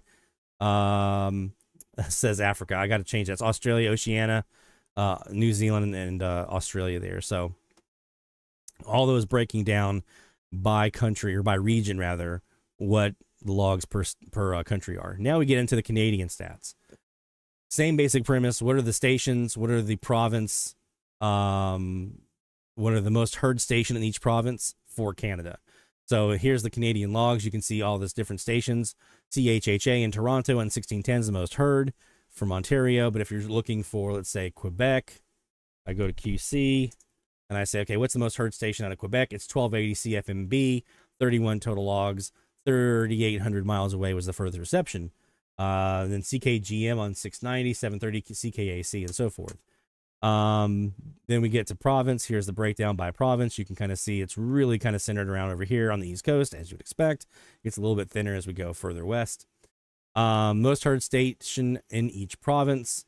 So you can see very clearly who is the most heard station if you're targeting that province. If you need Manitoba, if you need Saskatchewan, who are the stations that are the most commonly heard that you might be able to target. Okay. Same premise. We do that now with Mexico. So this is how you build your target list, guys. This is how you can say, I'm trying to hear stuff down in Mexico. I get these questions quite a bit. What are the stations I should be looking for in Mexico or Canada or Cuba or Dominican Republic or whatever? Well, we've got you covered. This is all going to be here now. Same filters as always. Here's your most heard stations in Mexico, and all the stations are kind of ranked there. The breakdown by Mexican state. You guys have reported quite a few of them. So we got all those in here. There's a couple that we're still missing. And then the most heard station in each Mexican state. So you can see that. DX stats. I love this one. So that premise we just took of the top stations from Canada, the top from Mexico. Now we're going to apply that. Here's Cuba. Here are the top stations out of Cuba. So you can see what are the stations you should be going for out of Cuba. Colombia, since it's our next biggest country. Now we're going to show you all the ones from Colombia. Which ones get out the most? Which ones are being the most heard? And especially looking at that unique DXers column, the more unique DXers are reporting it, the more it gets out, right? So that's a good one to look at. Now we're going to do the same thing. Now we're going to say Central America, and you can filter this down by country. So I can say, I wanted you to see just Honduras. Where are the most heard stations out of Honduras? Well, there you go. You've got 550. There's 4 stations or 4 logs from one DXer. 910, couple logs from a DXer, right? So you've got all these different ones in here that you can try to target. But this breaks down all the Central American logs that have been submitted, and how many people have heard them and how many times they've been heard, and the further reception from each. Same premise, Caribbean. So now we're looking at Cuba, we're looking at Bonaire, we're looking at Haiti, we're looking at Dominican Republic. So I can go over here, and you don't have to have the full name in. I'm just going to type in Dominican, and here's all the stuff from Dominican Republic. 650 is a big one, 1430, 750, and so forth. Now we do the same thing with South America. Same thing but Europe. Same thing but Africa, Middle East, Asia, and Oceania. So same premise. You can use this to filter by station or by country. If you know the station name, you can filter that way as well, but probably by country is more likely. So that gives you your list. Frequency stats, super helpful for our frequency challenges. You can see what's been done before, right? So you can come in here and you can see our most heard frequency, your most logged frequency is 1240, and then kind of breaking down from there. How many states, how many countries, the most heard station on each frequency. So you can see if maybe you've heard them or not. The top 25 frequencies with the most logs by country outside of the US and Canada. So this is trying to say, where are you going to hear the DX from? What frequencies have the most DX logs available to you outside of US and Canadian stuff? Non-US and Canadian logs by frequency. So 531 Radio Algeria. That's a big one. Here's also Nicaragua, Dominican Republic. So you can kind of see the breakdown by frequency. Non-US and Canadian logs. What are you hearing? Like, what's there? Percentage of stations logged per frequency from the US. So the same thing we looked at, the percentage of the states. This is same thing just by frequency. Graveyard stats. I know Rick's a big graveyard guy. A lot of you guys you got to get in there and get your hands dirty in the graveyard. We just did our graveyard challenge earlier this season. Well, here's all the graveyard specific stats. Just the graveyard logs. How many total unique stations? How many total logs? What's the furthest reception on the graveyard? Graveyard logs by state. Mileage records. So I flagged this one. So I flagged every single station, and I said, okay, every station that's been logged in the graveyard, who's got the furthest distance on that station? And so I put them as the record holder for that station. And then we counted up all the records over here on the right. So you can see who has the most records. Okay. So you can see, as an example right now, Dan Massey, 1230 KERV in Texas. Dan has got the record at 16 miles. Somebody go get that one and break that record. 16 miles is not a big distance, right? Graveyard logs by frequencies. You can see which ones produce. Distance stats. Same thing as we usually see here. So receptions by distance in miles. So our furthest reception, Stephanie's our record holder right now at 7,005 miles for Taiwan. Radio Taiwan International. You'll also see distance records. So every station that's been logged has a distance record. Who has heard the furthest reception of that of that station. And right now, John Johnson holds that record at 676 total distance records for the stations he has reported. Barry, Jacob also in there as well. So maybe you want to break a record for a particular station. You're like, I can get that one and get that one further than that. You can go after that, right? Seasonal stats in the audio locker are still coming, so I'll get to those later on. But this is available again. So how you get to this? dxchallenges.com. Go to resources up at the top. Click on resources, and then down here at the bottom, medium wave frequency challenge all season analysis. That'll take you right to it. And what I've been doing this week is I've been doing my DX on our frequencies that we've had, the 580 to 600, and I've had this on another tab. I'm bouncing back and forth, and I'm just searching this data, and I'm looking on my radio to see what I can hear, and I'm using this data to help me get some stations to target. So I am super, super excited to be able to share this with you guys. I think this is going to be really, really helpful for a lot of folks to be able to find stations to help fill those gaps in their logs. This is exactly what I've been wanting to do now for 5 years. Finally getting this put together. So hopefully this will help you all be able to find some targets. So if you're looking to expand your logbook and get out to new countries, new states, this is going to be able to help you find those targets. And if you think of something that we haven't covered, right, a data analysis pivot point or slice that we haven't covered that would be helpful for you, let me know, because I want to make sure we're trying to cover that as much as possible.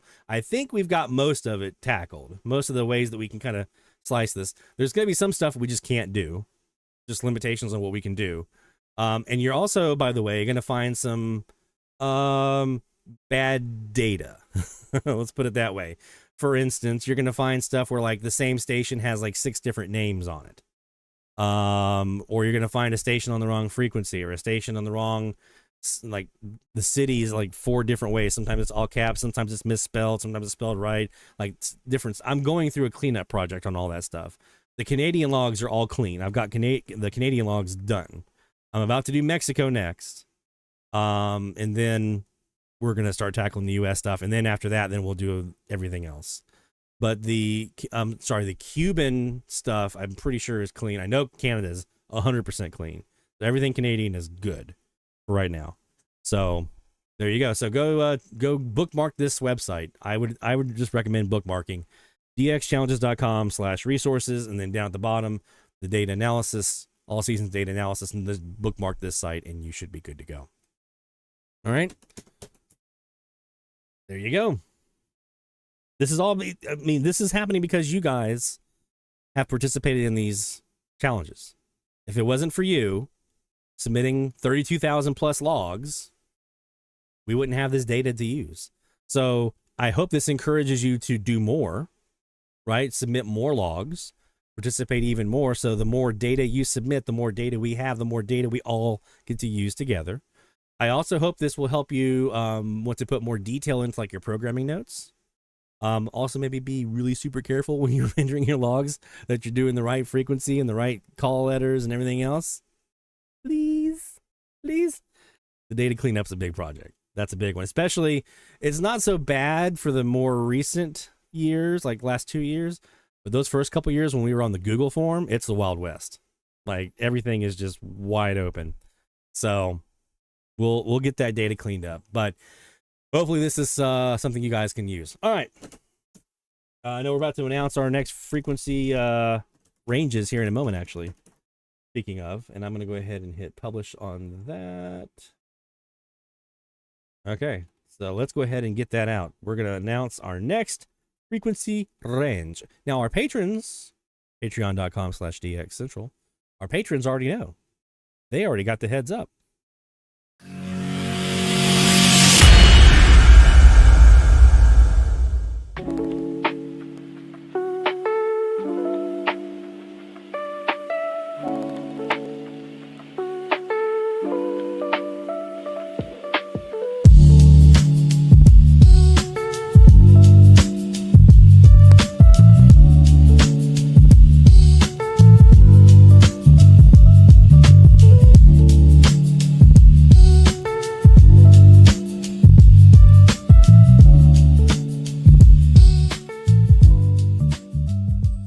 Well done, Rick. You were probably using the tool because that's what I did. I went to the frequencies over here. I went to this frequency stats page right here. And I said, okay, let me go down here to percent of stations logged. And I hit this to sort it by percent. And I said, okay, what are my least covered frequencies? The ones with the lowest percentages. 1350, okay, that's low. There's 1480, there's 1470. Well, those are near each other. Those are both towards the bottom. There we go. That's what we're going to choose. That's what I did. So you guys can do that too. If you're looking for frequencies to target for yourself and you want to help us get some stuff in the logbook, be ahead of the game. Be ready with your research. Ready to know what to look for. Rick says that was a wild guess. Well, you did a good job, man. That was a great guess. So we're going to be looking in here in the next hour at 1470 and 1480 to see what stations are available, what has been heard. We're going to use our data analysis tool. So what have we heard on 1470 and 1480? What's been logged and what's been reported? States, countries, stations, all that good stuff. But let's go ahead and get some of that DX going. Now, this DX session is brought to you by the National Radio Club, nationalradioclub.org. Head there and get your details on how to become a member. Now, I haven't forgot about our antenna conversation. We just want to get to that here in the next hour. We're going to do that this next hour. We're going to talk about the twisted pair. We're going to talk about our new transformer that we have right here. And our other new transformer that we have right here that I'm going to show you is shiny with the shoe goo. Thank you again, Jeff. Thank you for your shoe goo recommendation. Notorious. That is amazing stuff. Shoe goo. All right, let's check out 1470, and we're going to check out the new antenna. This is the vertical. That's where you'll find out from the a website address, .com cannot be found. Set a save on the website name safety, only .com website is for you.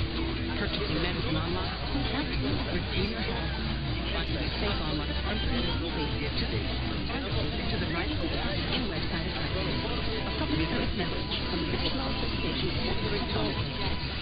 Somebody's got some Whitney in there.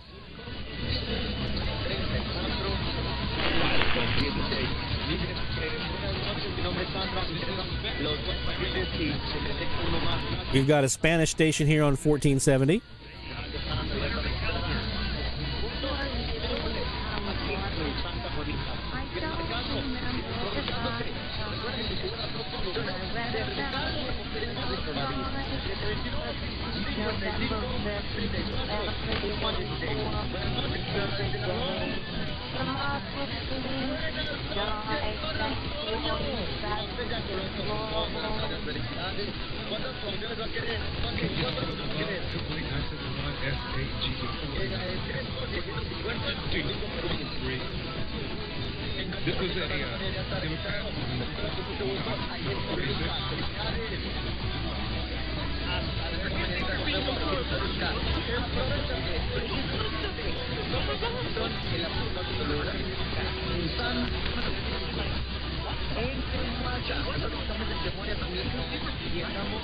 And really quick, let's just take a gander at 1480.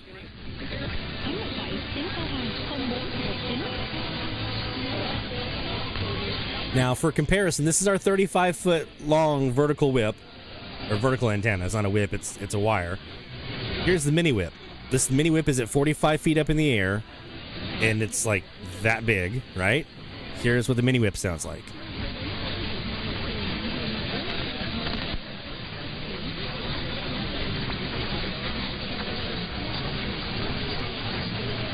Pretty close. Pretty close. Some noise has shown up now on the mini whip. But not on the vertical. Check that out. Perfect timing. Mini whip. And these are separated by maybe 40 feet from each other horizontally. That's the mini whip. There's the low noise vertical. That's amazing. That's proof of concept right there. Isn't that right, Jeff? Oops, wrong one. Notorious.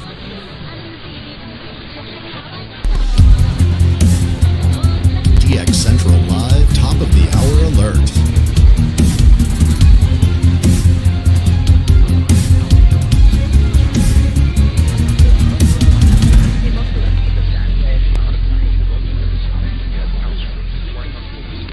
We're on 1470. We're looking for IDs here at the top of the hour. Our new challenge frequencies, 1470 and 1480. The challenge page is live, so here at the top of the hour, we are rolling. And we say goodbye to 580, 600, and hello, 1470 and 1480. We're going to go ahead and mute the mic, and whenever you hear the little sound here, that means we identified a station that's in there, and we'll talk about it after the top of the hour. Here we go.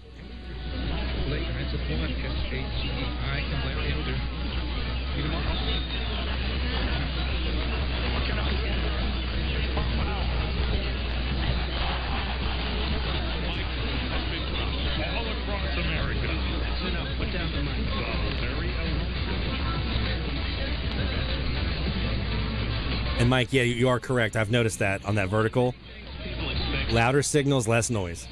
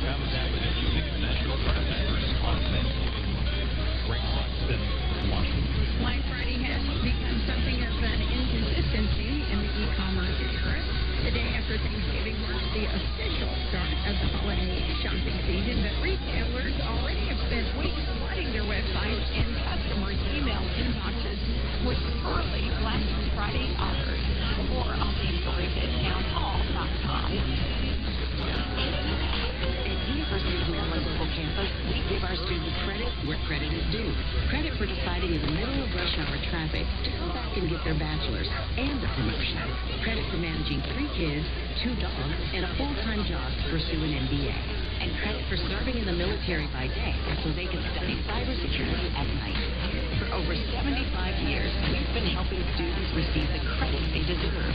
With more than 135 degrees and certificates, students at UMGC can use prior learning or relevant experience to earn up to 90 credits toward a bachelor's, and graduate students can transfer up to 12 credits toward their master's.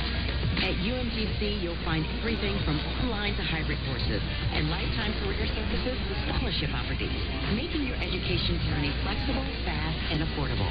No application fee if you apply by May 30th. Learn more at umgc.edu. Certified to operate in Virginia by Shed. Thanks, Julie. And coming up next, is there rain in your weekend forecast? We'll find out. Hey. Hi. It's been a while. Great place and nice neighborhood. You must have a strong community association board. Thanks. I guess so, but I don't pay any attention to that stuff. Seriously? How do you know for sure the board and community manager are making the right decisions to protect your investment?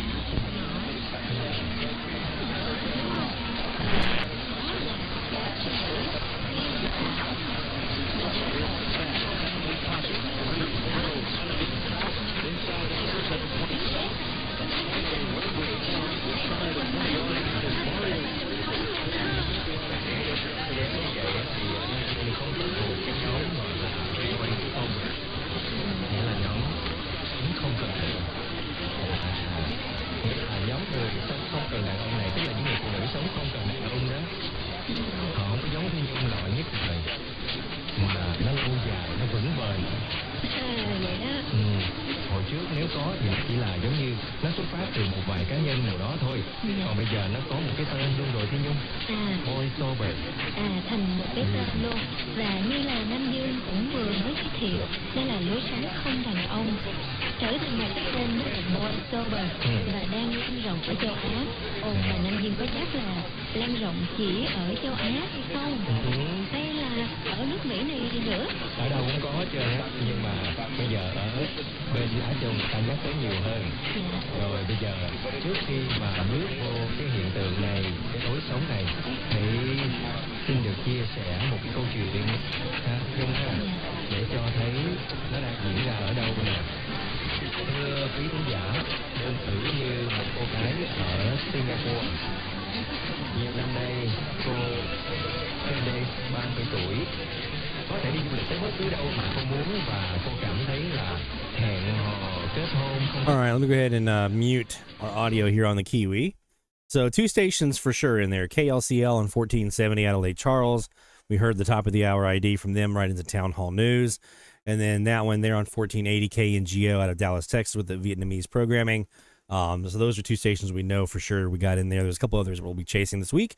Real quick, while we are at it, I did want to share here a couple of things that we want to make sure you know about the new challenge page format here with the new dashboard. So number one, the data. So when you submit a log, it's not going to update automatically. Like, as you can see here, there's one log shown, and it's actually not even a real log. I got to go take that one out.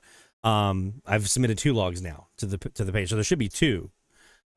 It refreshes every 15 minutes, right? So it may be a minute after you submit your log. It may be 15 minutes after you submit your log, but it's going to be every 15 minutes that the data refreshes. That's the quickest refresh rate that I could possibly get. I couldn't get anything quicker on this tool to use. So if you don't see your log right away, just give it about 15, 20 minutes and you should see it pop up. And if not, then resubmit. But if it should be there after about 15 minutes or so. Also here on our country list, I've added some more countries. All of Central America is now there. Some commonly heard South American countries are there as well. Also on the state province list, if you scroll all the way towards the bottom, you're going to see all of the Mexican states are now here. So instead of just marking Mexico as DX, please go ahead and put in the actual Mexican state. So we're now tracking that with our new data analysis project. I went in and I filled that in manually. Oh, that was a project to go in there and manually put in and do lookups and everything else, and then clean up to do all the Mexican states off our existing Mexican logs. So I just want to keep that rig rolling. We've also added the air check section here as well. If you grab an air check with an ID in there, it needs to be an ID. It needs to be something that identifies what the station is, because the reason that we're having this is as an audio locker so that you guys can pull that station up. We're going to have it on a page of nothing but just audio clips with tied to the station, so you can say, okay, I want to hear what KSTP's ID sounds like. Well, there will be the audio locker clip for it. So it needs to be something identifiable that someone could use to help them identify the station that way. Those are, I think, the big things that I've added here to the sheet. Again, every 15 minutes it'll refresh. And I think that's everything. We got all this stuff in here. I'm just going to take that one log out. Let's go ahead and take a quick break. When we come back, we're going to talk about the new vertical antenna. And we're also going to talk about the work I'll be doing this weekend on our Shortwave Central Kiwi. We're going to do some upgrades to the Shortwave Central Kiwi and that big Latin American DX antenna ahead of possibly some more solar storms heading this way. So we'll touch on that briefly, but we're going to talk about the upgrades we're about to do. And we got to look at some target frequencies, and we got a whole bunch of shout outs to get to. So don't go anywhere, my friends. More DX Central Live is heading your way right after this. DX Central, because we're all about radio. Visit us at dxcentralonline.com or check us out on YouTube. Search DX Central. DX Central Live is brought to you in part by... From long wave to satellites, medium wave through HF, ham radio to scanners. If you can DX it, the Spectrum Monitor has you covered. Editor and publisher Ken Reitz has assembled a who's who of radio writers to share their knowledge and expertise from a wide range of DX-related topics. Each month, the Spectrum Monitor's columnists dive into their specialties to give readers tips, tricks, the latest news and station updates, and more. The Spectrum Monitor also provides a monthly assortment of feature articles that give in-depth insight into the past, present, and future of DXing. You can get a full year of the Spectrum Monitor for only $24. Individual issues from the current year are available for $3 each. You can also purchase previous years of the Spectrum Monitor in their entirety for as low as $12. For more information, visit thespectrummonitor.com. That's thespectrummonitor.com. For more than 90 years, the National Radio Club has been at the forefront of providing DXers with the latest in station news, DX-related technical information, and reception reports from DXers around the world. The NRC's AM radio log is the most expansive and detailed resource of station information for U.S. and Canadian radio stations that is available in any format. The club's publication, the DX News, is available in both print and electronic format and provides the latest information on call letter and format changes, construction permits, and other information to help keep DXers informed of the latest updates they may hear on the air. For more information, visit their website at nationalradioclub.org. That's nationalradioclub.org. The International Radio Club of America gives DXers incredible value by putting important station information right at your fingertips. The club's e-publication, the DX Monitor, includes DXer loggings, station information updates, international loggings, and more. Other club publications include the IRCA Mexican Log, a must-have resource for any DXer that chases stations from Mexico, the TIS-HAR list, the IRCA slogan list, sunset sunrise maps, and DXer technical guides. The joint IRCA-NRC email reflector and groups.io group is a hub for real-time DX conditions, station news, and DX-related conversation. For more information, visit ircaonline.org. That's ircaonline.org. Can't get enough DX? Then the DX Central from the Static podcast is for you. Take DX Central on the go and listen to episodes from DX Central Live, interviews with prominent members of the DX community, tips, tricks, how-tos, your DX memories and stories. And that's just the start. You can find the From the Static podcast on Spotify, Apple Podcasts, iHeartRadio, Listen Notes, or anywhere you get podcasts, or by visiting FromTheStatic.net. That's FromTheStatic.net.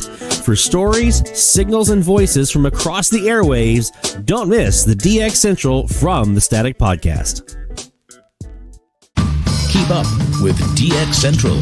Follow us on Twitter at DX Central.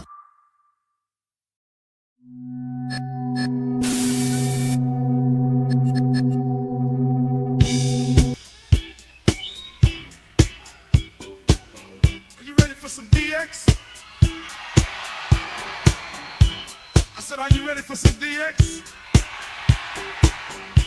Well, I'm ready for some DX. Let's see what Lloyd has in store for us. Here we go. In the glow of the screen, it's a Friday night. Lloyd's on the North Shore, setting frequencies right. AM and FM, the airwaves collide. DX Central Live, where the signals abide. Radio's on, the channels all agree. On DX Central Live, it's the place to be. From the DX Central North Shore Studios, this is DXC Live. Now here's your host, Lloyd Van Horn. It's DX Central Live from the North Shore Studios here in Mandeville, Louisiana, every Friday night at 0045 UTC. That's 1845 Central Time. Let me just back off and let this melt in my face here.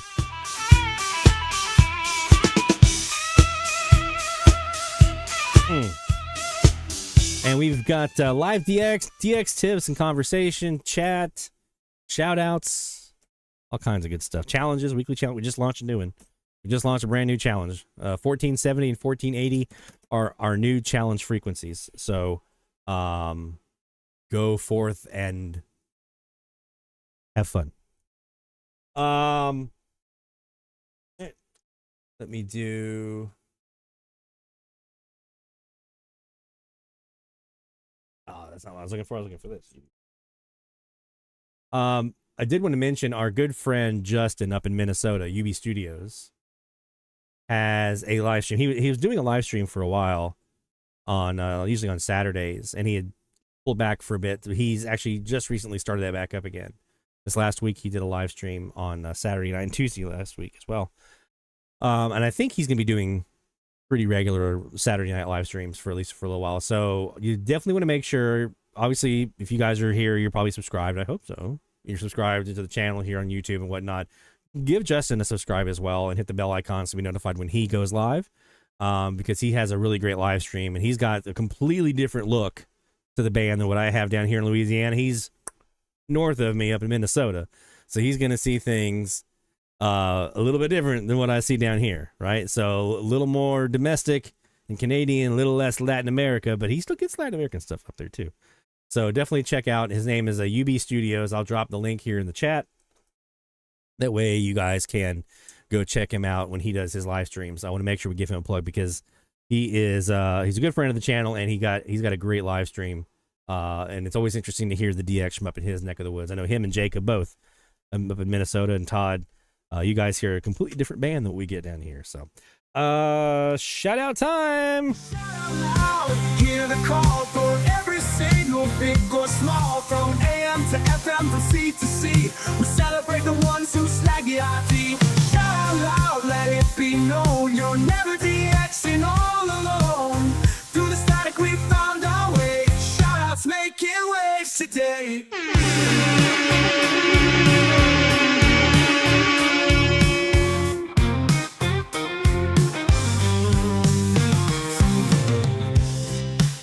Rick says he has a great theme song. Yes, he does. I like that theme song. I like that one. Our first shout out here in round 2 goes to our friend Stephanie out in the desert of California. Finally, something new to contribute from the Radio Hacienda, she says. New log from the 1126 recording, XEC CBS in Fresnillo, Zacatecas, Mexico, 701 UTC on 610 kilohertz. Underneath the partially annulled KEAR with numerous La Que Buena mentions by a male. I'm assuming that's how they probably sound. I think I've heard that station. I can't remember if I have or not. Listed at 1 kilowatt nights, but more than likely on day power of 10 kilowatts at 1,095 miles. That's Zacatecas number 3 and Mexico number 64 for our friend Stephanie. She also sends along another highlight from the 1126 recording, a new log on 0900 UTC on 600 kilohertz, CKSP, Vancouver, British Columbia. Underneath KROD's top of the hour ID with steady stream of Punjabi music. 20 kilowatt nights at 1,113 miles. That's 23 out of Canada from the desert for Stephanie. So we got us awesome logs for our friend Stephanie.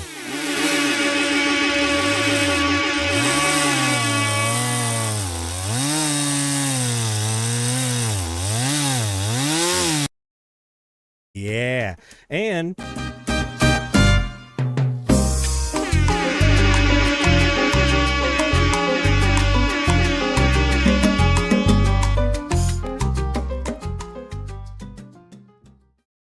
Oh, sorry, I got carried away there. Well done, Stephanie. Always good when you can pull a new one out. I mentioned it before, I think a couple weeks ago. It's always great when people are able to add new ones to the logbook, but when our folks out west do it, especially once they've reached kind of a certain threshold, it gets really tough to get new stuff in the logbook out there. It gets really, really tough. They don't have the density of stations that the East Coast has, right? So they're digging deep to get those new stations in the log. Once you've kind of got to that certain point out there, it's like, I think I've got everything I can get. So, but just by the time you think that, another one shows up. Aiden in Michigan. So I was listening to 1140 earlier while conditions were favoring the Northwest and heard country. I was using AMDXer to see Northwest stations that played country and found KXRB Sioux Falls, South Dakota. I didn't have South Dakota, so I thought maybe this time I can finally get South Dakota. I went to the stream and the song matched. I heard a very faint ID for 100.1. That'll be heard in the clip that we have here, which leads me to believe I got a new state. Also today, I got WMEQ Menominee. I know how to do that pronunciation because I hear them all the time on eSkip. 880 and WLBL Auburndale on 930, which means 2 more Wisconsin stations, bringing up the total to 13 for Wisconsin. Also got KLIF 570 out of Dallas earlier this morning. Now the only states I need east of the Rockies are Rhode Island and the upper New England states, Vermont, New Hampshire, Maine. So I had those guys in New Jersey and Delaware for me. So, Aiden, where do we start? We got the new Wisconsin log for one thing.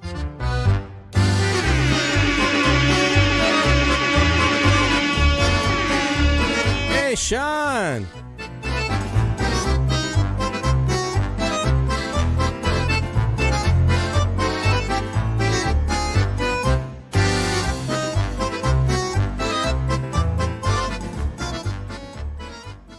And that's a new U.S. state.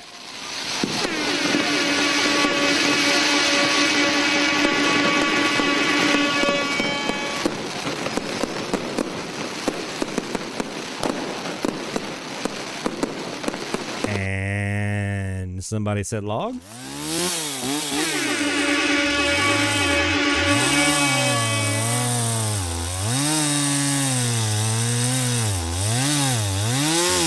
I'll have to go back, Stuart, and look. I've gotten quite a bit up there in that neck of the woods, so I'll have to go back and pull it and look and see. But there's been quite a few Menominees making their way up this way. Michigan, Wisconsin, that's a pretty common path here during the summertime. Here's that clip from Aiden as well. Let's go ahead and pull this up here. We're going to download the file. By the way, I did have to make a change on our entry form for the air check when you upload a shout out. Same thing as the entry form for the frequency challenge. Only MP3s and one at a time. My servers don't like the other file formats, so MP3 only for right now. So here's the clip.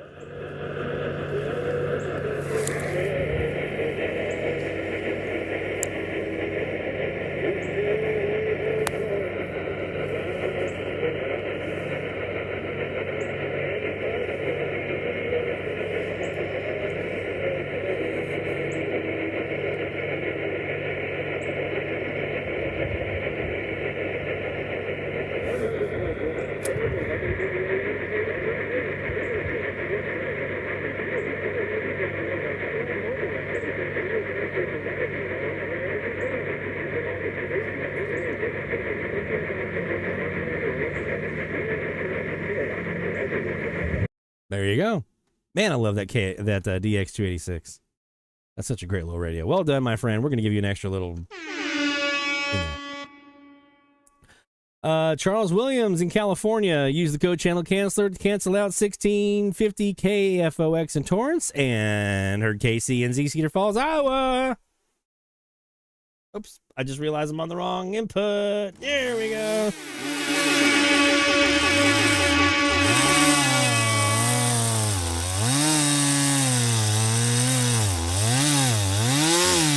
Stuart, yeah, those are good. I think the max file size is 100 megabytes, maybe? Which for an MP3 is pretty big. So they should be pretty small clips anyway, but 100 megabyte MP3, as long as it's MP3 and under 100 megabytes, I think it's fine. Well done, Charles, KC&Z Cedar Falls, all the way to California, and I think new U.S. state, really? I would have thought you'd have Iowa already, but KXCL or something like that. But hey, let's go ahead and I will do the fireworks for you, man. Do not think for a second I won't do some fireworks. I got an itchy trigger finger on that wick. Go. Our friend Barry Banks, Mr. Top Dog himself. Kudos Tim Trump for spreading the alert on, he's from Tennessee, by the way, for those of you who are not familiar. For spreading the alert on the Slack channel last night about a rare and spectacular opening to the Middle East. I missed that one. I was doing show prep for the show. I missed it. After reviewing my overnight recordings, I saw a multitude of carriers from Iran, Kuwait, and Oman. The only audio I was able to dig out was from Iran on 1188 out of Tehran. The audio was weak and consisted of several men singing and was very short, but the offset was undoubtedly Iran. This is number 1 out of Iran for me. After much discussion with Tim Trump and Mark Pettifor, the Slack channel provided invaluable in nailing down this new country. Man, I tell you what.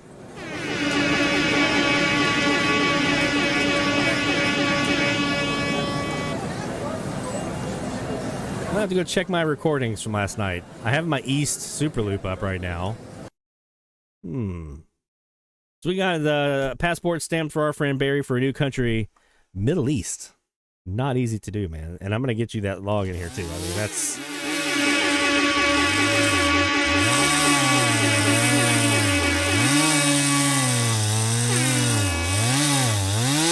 There you go. Well done, Barry, my friend. Congratulations. And yes, the Slack channel for the win yet again. David Pete up in Maine. Conditions have been the last week or so. So I've been mostly going through recordings from the Aurora a couple of weeks ago. Good call. I have logged several new stations, mostly down the East Coast, as well as a few more Latin stations. Isn't that great, though? When you're in the mood to DX and the conditions are just, crap, you can still go back to your recordings in DX. I love that. I love SDRs. The best log probably being 690 Radio Veraguas. Veraguas? Santiago, Panama, for my second Panamanian station. Back almost 3 years ago, the very first time I watched DX Central, there was a talk of setting goals. Oh, man, you're going to get me all choked up here. One goal mentioned trying to log 5 stations on every non-X-band frequency. I've had that as a back burner goal for that time. Well, going through my recordings, I logged 1210 Radio Sancti Spiritus, Cuba, number 46, but more importantly, that was number 5 on 1210, which completes that goal for him. Man, I tell you what, I just...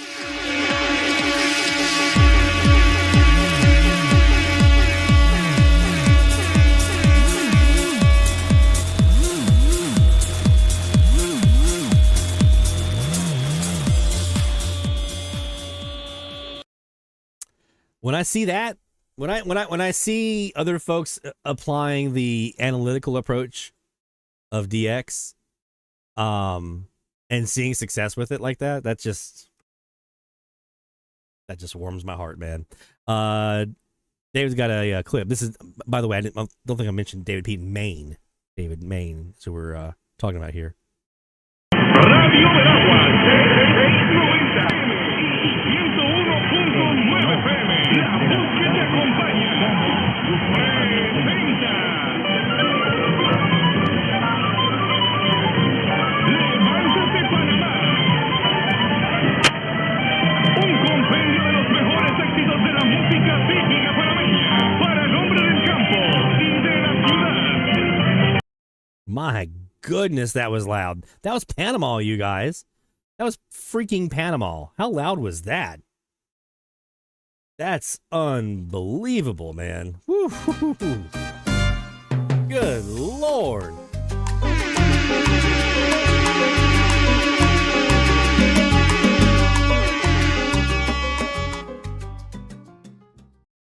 Oh, that's pretty remarkable, man.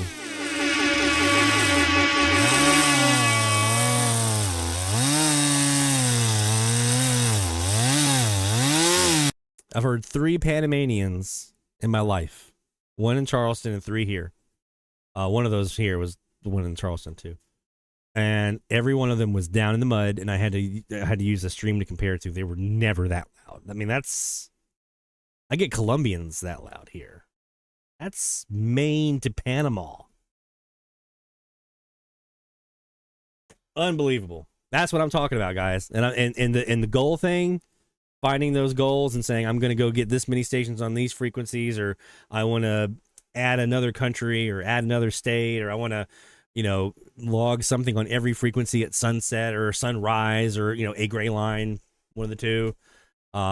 Just looking through your log and finding those little gaps like that, and then saying, okay, where do I need to get those gaps plugged up and get more stuff in the logbook? That's how, when you find yourself stuck in a rut and you find yourself DXing the same frequencies over and over and over and over and over and over, and you're like, how can I get anything more out of this? Those kinds of strategic little analytical approaches like that really can make a difference. Even things like, okay, have I done any sunset in springtime? Have I done any sunrise in springtime? Have I done anything in the summer? What have I done in the summer? Have I been all nighttime? Have I done any gray line stuff? That's going to probably look different than the rest of the year, right? Stuff like that. Kaz. King himself, Kaz. In Illinois. 9:30 WSFZ, Jackson, Mississippi, with WKBM canceled at 1600 CEST. That's Central Time, by the way, for all the cool kids. November 15th, BIN and FM call was heard. So our main man, Kaz.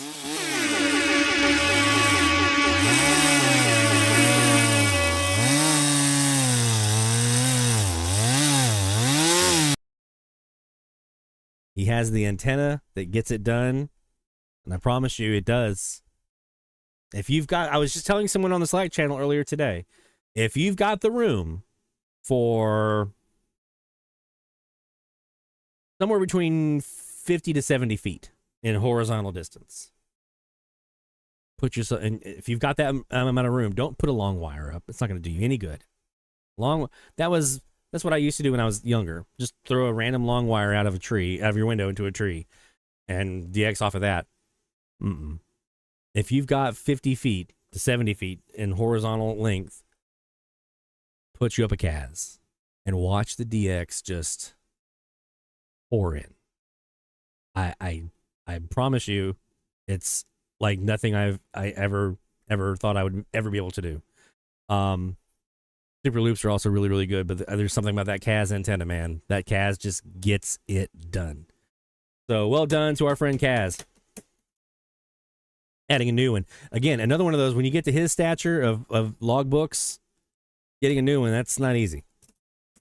Mexico, Mike J. New Latin American station, 1420 XEF in Ciudad Juarez, Magia Digital. Probably butchering that one. New to air, 1330 XECSEZ in Zacatecas, Radio 1330.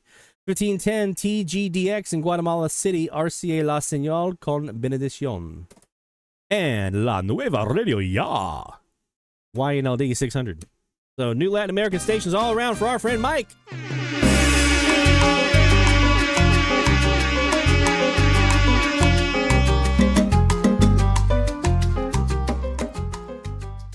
Kaz also says, by the way, he's using the code channel canceller.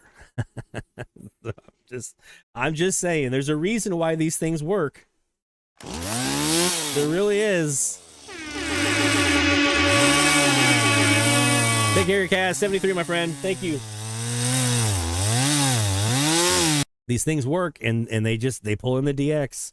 And when you have an AirSpy, which is a great SDR, and you have a Kaz antenna, which is an amazing antenna, and you got a code channel canceller, which is an amazing tool, and you can record and review and go back, how can you not pull in DX? It almost feels unfair, but it's totally fair. Well done to our friend Mike, Mexico Mike J. NS Norfolk says, what do we think about the DCAS? If you've got 120 to 140 feet of horizontal distance and you can do 2 vertical supports of about 20 feet or so, 22 feet, somewhere in there, by all means. Outstanding. Now, our friend Kaz in the chat, he mentioned he has two Kazes that are 60 feet in length. So they're like 20 by 60 or whatever he's got for his vertical. I don't forget the vertical, but he's got two 60-foot Kazes separated by about 20 feet in line. So he's got that 140 feet of length, but he's got two Kazes separated between each other by about 20 feet. And that narrows your beam width way down. So that's also another option to consider as well. So if you've got 140 feet, a DCAS is great. Tim Trump gets amazing stuff with his DCAS. Maybe try that out. Maybe try the 260 separated by 20 feet. Try it out. See what it gets. All right, so that cleans us out of shout-outs here. So you can send yours in still. dxchallenges.com/shoutout. Get those in, and we'll read those out here on the show. Now, only one log here to report this week. Not a lot of time for DX, unfortunately. But we did have a chance to do one little bit of DX. Now, it was actually last night, Mexico Mike J, when you reported the station on 1420, I was like, I don't think I've got them. I'm going to go try for them. And I tried for them. I didn't hear them, but I did hear BRD in Palmetto, Florida. That is number 1099 here in Mandeville. And I think number 104 out of Florida, if I remember right. But that is number 1099 here in Mandeville. So one more will hit 1100.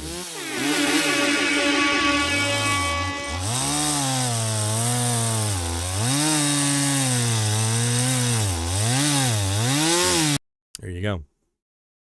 All right. So we're about to talk about our antennas here. But before we do, I did want to mention, I just saw a mention of it in the chat in relation to somebody else, but I did want to mention here, our friends at AirSpy are running their semi-annual sale. This is their big Black Friday sale. And so go to airspy.com. Let me actually take you through the click path here because some folks can't find it sometimes. So go to airspy.com and then go to purchase. And this first one here, ITAD, however you pronounce it. They have local stores here in the U.S., and so they actually ship their products from the U.S. So click on that one. They're on sale right now for an AirSpy HF Plus Discovery, which is normally about $160. You can get one right now for $126. This is not a paid ad. This is Lloyd telling you, I just bought another one. I just bought, at that price right there, I just bought another one. We're going to put it over at Mom's house. We're going to put a splitter on the Kiwi Kaz, and we're going to put one side of the splitter to the Kiwi. The other side's going to this AirSpy, so I can do broadband recording on that amazing, amazing antenna. So I just bought another AirSpy. That's how good this thing is. So this is not a paid promotion. This is Lloyd just saying, seriously, $126 for one of the best SDRs money can buy. I know it can't do the entire band. Guess what? At $126, buy two. Buy two and you can cover the entire band. AM at least.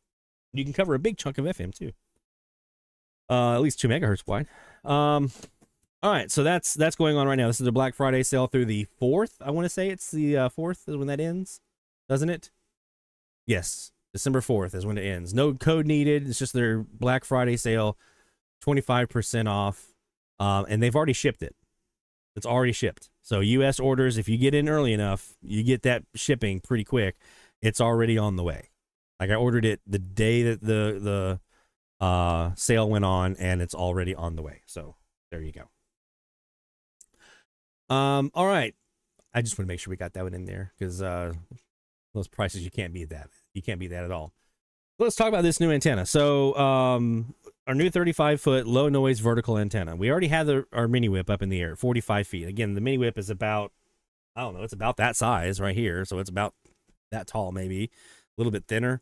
And you have a coax plugged in the bottom of it, and I've hoisted it up at 45 feet in the air, and the coax comes down. That goes to a ground rod with a lightning arrestor, and then that lightning arrestor has another piece of coax that comes back to the shack, and that comes into a box in here, and then magic happens, right? And it's pretty low noise, especially on long wave, and the signal to noise ratio is really, really good on that mini whip. But I've been told that a 35-foot long vertical antenna for medium wave works even better and is even lower noise if you do it right. So I've been wanting to try it. So we went out last week. I had a second mini whip up in the air at 35 feet.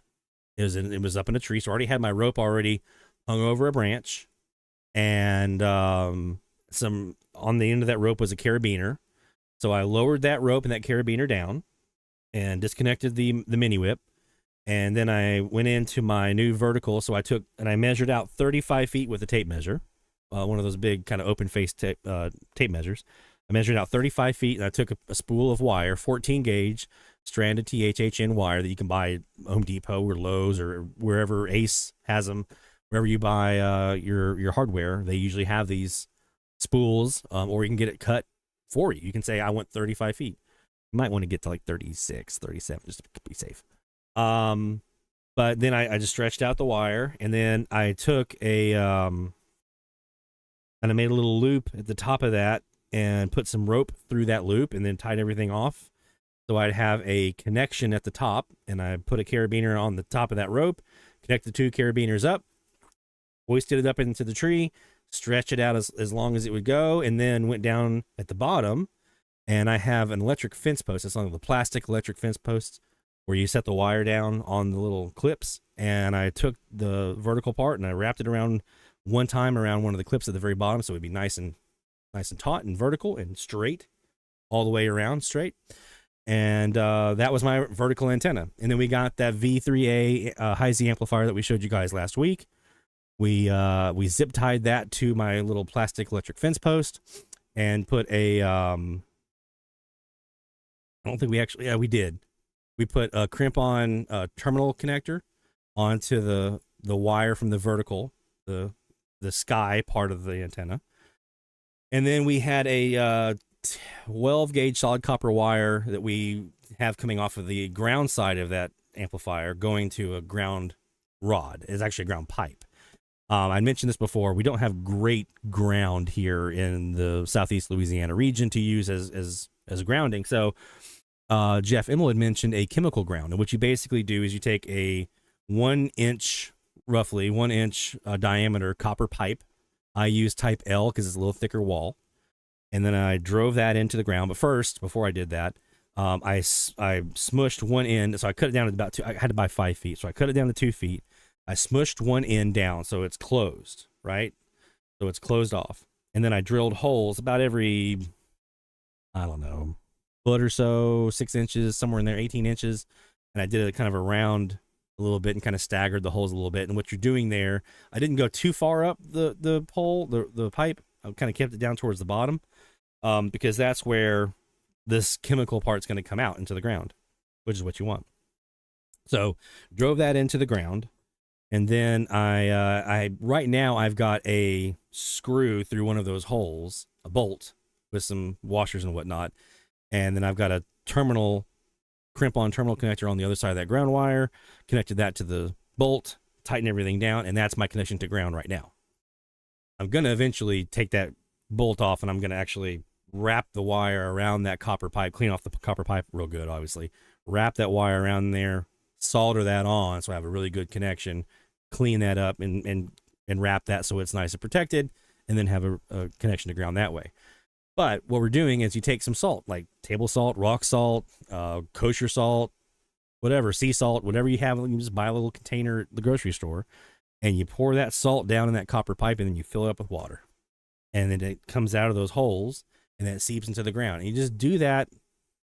You pour the salt in as you need to, right? If you see your salt's getting kind of low, you pour that in. But you water it every day. And what you're basically doing is you're getting that salt water into the ground right there around your ground rod. And yeah, it's going to corrode the copper, but it's not terrible. I mean, it's actually going to kind of help a little bit.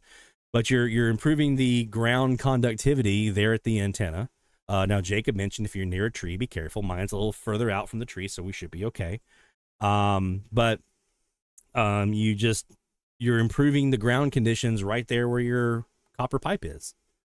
And so you've got a better ground than you would if you didn't. Jeff said he used this when he was living in the desert and had great results with it. So we're just early on into our use of it. You saw earlier how low noise this thing is. Now there is another piece you have to do on this low noise vertical to make it complete. I'm running 75 ohm RG11 feed line from the amplifier all the way back to the shack. And there's a little bias T box that you can also get with it for like $15 that that you plug in one side to your receiver, one side to the antenna, and goes out and everything. So you'll have that. But you'll also have to have a common mode choke. If you're running coax feed line, you're gonna want a common mode choke on this thing, because that's part of what helps keep it low noise. So I put that in last night, and man, it just made a huge difference. So that thing is singing now. Now there's still some like I said earlier, some generated noise that I just can't get rid of in my neighborhood, and that's what you got to live with, right? But it's less prone to that than some of my other antennas are. There's other antennas that I've checked out here, like last night and tonight, that were noisy because of the generated noise. The vertical, it was way down. So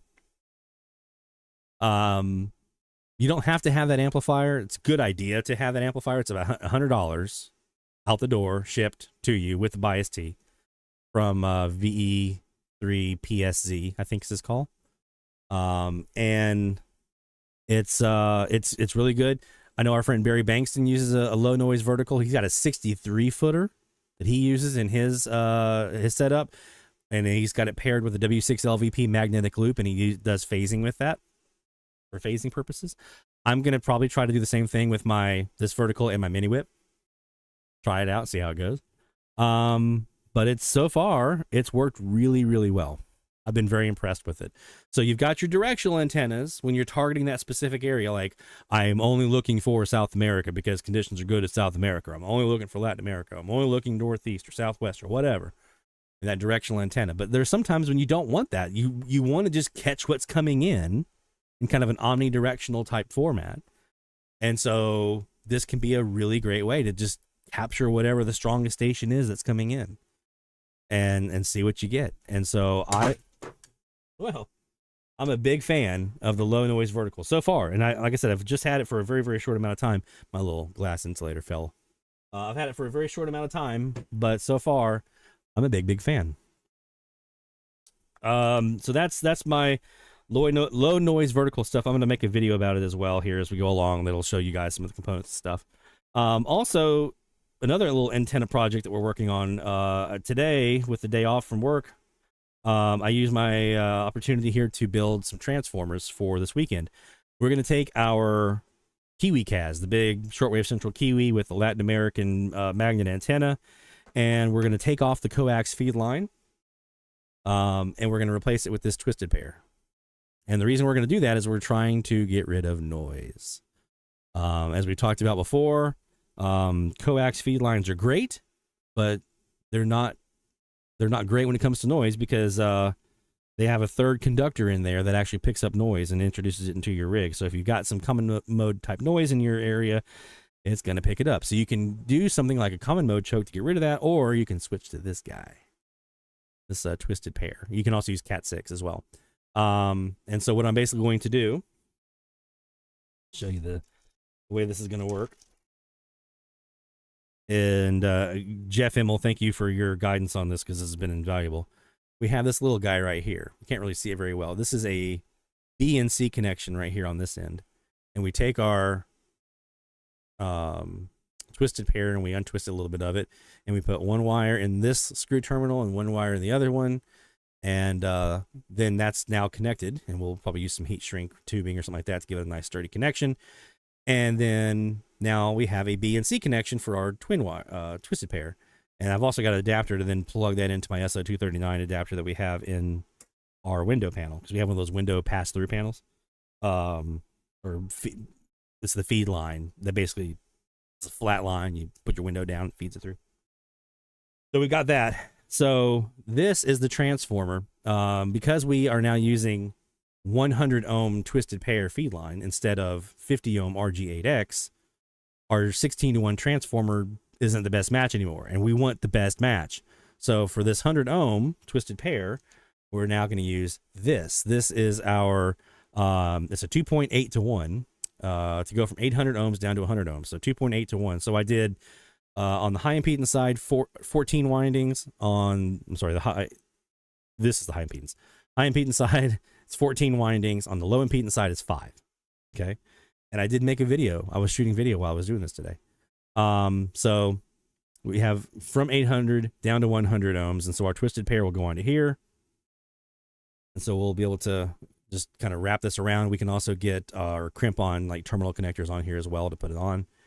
And then on the other side, we'll have the BNC going to an SO239, and that is where this guy would come in play, actually. We can use this, but I think we're going to probably actually use this instead. This is another transformer, and this actually takes us from 100 ohms of our twisted pair feed line down to 50 ohms for our 50 ohm feed line. So we'll connect our twisted pair here, and then we have our regular SO239 jumper right here, and that goes in, and that's our little transformer down from 100 down to 50 ohms. I want to show you the insides here of the transformer. That shine, that sheen, that is shoe goo. A nice little tip that we picked up from Jeff as well, to basically waterproof all of our connections here, all of our solder joints, everything that we've put in here, protect these components from rust and things like that. Because let's face it, it's Southeast Louisiana. It's humid. There's going to be corrosion. This gives us a fighting chance to get ahead of that, so we're not having to replace this like every season or something like that. So this will be possibly in the shack, maybe. I don't know. I haven't decided where we're going to put this yet. But this is going to be in line. This is going to be out at the antenna itself. This is the transformer. And then the twisted pair comes off of that. It comes into the house. And then boom. And so what we're basically trying to do here is we're trying to remove noise from our big South American, Central American magnet antenna. We're trying to reduce the noise as much as we possibly can. If this works well, then I'm going to do the exact same thing here at our house. So our DX Central Kiwi, our Super Loop, and our other CASs will employ the same practice. Now, I'm probably going to switch, instead of the twisted pair here, the single twisted pair, I'm probably going to use Cat 6, more than likely. But that's still to be decided. There's some more kind of like figuring out I need to do with how we're going to do that, because we have a vactrol on one side and the transformer on the other, and just we have to figure some stuff out. So that's going to be our first step. But this one, we don't have a vactrol on the Kiwi, the shortwave Central Kiwi. It's just a variable resistor that I hand tune whenever I put it in place. And so we can easily put this in place for this weekend. So that'll be the work we're doing. We're also putting a mini whip up in the air for Mom this weekend as well. She has a Kenwood R5000 shortwave receiver there at the house that we absolutely love. And right now it's sitting collecting dust, and we don't want that. We want that to be useful for her. So we're going to actually put the mini whip on the R5000. Eventually, we'll probably put a splitter on there so she can use or a switch, so she can use that same antenna with either the AirSpy or the R5000. So right now her AirSpy has the W6 LVP loop. And then the other thing we're doing is, I mentioned we got that AirSpy coming, new HF Plus Discovery. That's going to go on the Kiwi CAS, big Kiwi CAS antenna. So we're going to have a splitter there running to both the Kiwi and the AirSpy, and then that AirSpy is going to go to a little mini PC. We'll just remote into that PC and be able to record. And then one final thing that I kind of thought of this weekend, I have it's one of those trombone slide FM omnidirectional antennas. It was the folded dipole from my 4-element Yagi. But now I've taken that off. I put a balun on there so we can connect it up, and now that is going to be an omnidirectional antenna. So we're going to actually string that up from a tree at her place and connect that to that same AirSpy and probably a online receiver, like a little mini TEF receiver, the light ones. So we'll have another online receiver, and she's got some really tall trees in her backyard, so I think we can get that up really, really high. So lots of antenna work heading our way. About the time that I'm like, you know what, I've got all the antennas, I'm good. This is probably my last one I have to put up for a while. I just thought of like 4 more. There we go. There's never enough antennas, my friends. Never, ever enough antennas. There's always going to be more that you want to put up in the air, right? So there we go. So that's what we're going to be working on this weekend, is putting the mini whip up, putting the CAS improvements for the feed line up, and seeing how it does. Let's get back to some DX. Before we do that, let's go ahead and take a quick look at our challenge frequencies. See, there's some of that noise. 1470 and 1480. And let's see what we can expect to hear. Let's go down here to, there we go. This is the one I want. Or is it? Boop. Nope, not that one. Where's my bottom screen? Well, if you guys don't mind it being red. It's not red. Oh, yeah, it is. Okay. So this is 1470. So these two are regional frequencies. So there's going to be a lot of regionality to this, obviously, right? There's not like one dominant station that sticks out for all of the East Coast and things like that. But there are some stations we can kind of work off of here. So this is 1480. Let's look down south first for our friends who are chasing South America and Central America. Again, probably smaller stations down here. There is that's a 1 kilowatt. Never mind. We do have a Colombian here. It's 5 kilowatts on the northern coast of Colombia. And it's a possibility. I'm not even, 5 kilowatts is definitely possible, especially when conditions are right. These are smaller 1K. There's a 5K in Guatemala, Radio Horizontes. So that's a possibility for us to look for this week. Getting a little closer to home. Nothing in Cuba. There is a Puerto Rico station here that is 5 kilowatts. L1480, so that's an opportunity for you to take advantage of that one. We have a couple of Mexican stations here, La TKR Rancherita y Regional. We also have XECA RH, La Voz de Pueblo. Now, this is one of those indigenous stations down there that we love to shoot for. 5 kilowatts, that's actually a good possibility. We're going to try for that this week. Rock and Pop, 2 kilowatts out of Guadalajara here, XEZJ, that's another one we can try for. Closer to home, obviously you guys know your band well enough and kind of what to expect. I don't have a lot. I mean, I've done some daytime listening over the last couple of days since I settled in on these frequencies. Nothing really here in the daytime, which is good. That means when we get to Gray Line, I'm not fighting anything super localized. I'm probably fighting like KLVL, KNGO, WABF, some of these that are kind of a little further away to try to get over here to the East Coast a bit more, Northeast. Which reminds me, with this transformer, I'm going to be getting my Northeast Southwest CAS up again here pretty soon. So that Northeast antenna, it kicks butt. Looking here at 1470. Where are we at on time? 2:55. Looking down here on 1470. Again, smaller stations in South America, it looks like. Let me see, Colombia 5K, 5K, 5K. So some 5 kilowatt Colombians. There is a 5 kilowatt Panamanian. David, Maine, I'm looking at you, buddy. Probably one you can grab. Puerto Rico, definitely I would say you have a shot here. 2.4 kilowatts, but still, Cumbre 1470 is probably within your reach. There is a 1 kilowatt here on the northern coast of Cuba. A couple of 1 kilowatt Dominican Republic stations. We have XEAI, which is probably one of the bigger ones that we'll see this week on 1470 Formula. XEBAL, Voz de Maya de Mexico. So I think this is another one of the indigenous stations, if I remember right.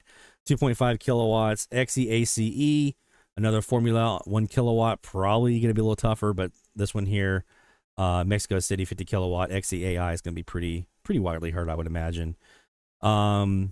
And just like 1480, closer to the States, there's some stations that are going to be kind of regionalized. I know WMBD gets out very, very well. I know a lot of you folks in the Midwest kind of probably don't like that station very much because they do get out so well, and they get out well down here too. I'm trying to remember when I was on the East Coast what was big. The MGG is pretty big down here in Egypt Lake. Thank God they got rid of their HD. Pompano Beach down here, WWNN. This is what I'll be targeting this week. So a couple things in there. And let me double check Canada. There's 50 kilowatters out of Vancouver on 1470. 1480. I don't see anything here. So mostly going to be what's near you on these two stations, these two frequencies for your region. All right. This DX session brought to you by the Spectrum Monitor, thespectrummonitor.com. Now, it's not an FM session. We're doing AM because right now we're in the dead zone. Let's be honest. We're in the dead zone for FM right now. Let's look down here at 1470 and see what we got coming in on the big CAS. Oh, I got to hit refresh first because it's not rolling. There we go.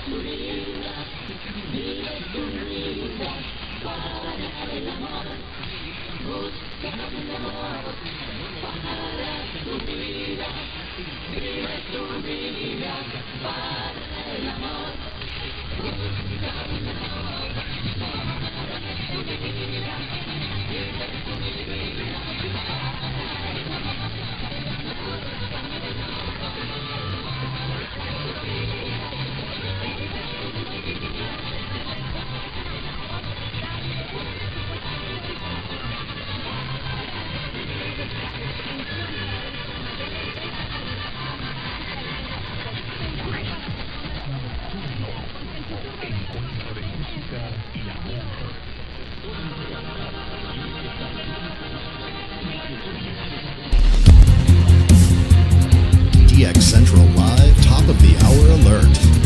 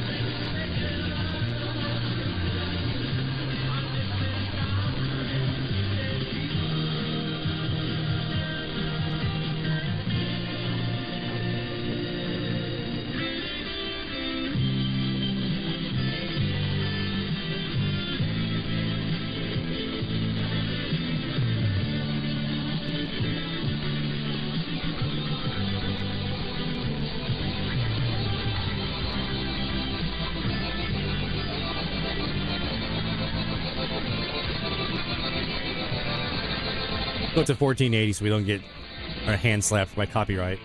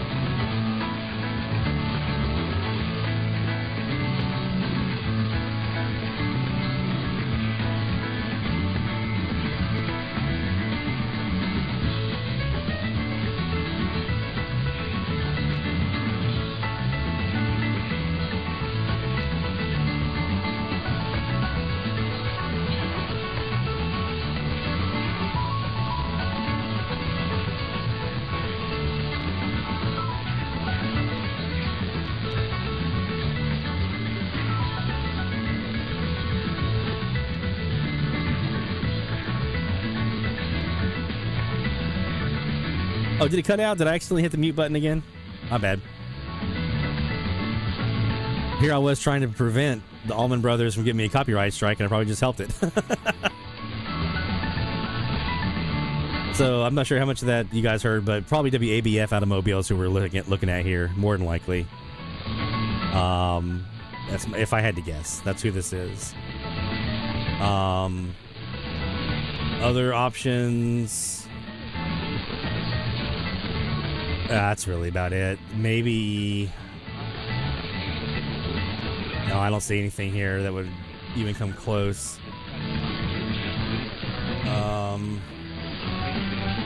Not in my neck of the woods, at least. Even if they're on daytime, that wouldn't be good.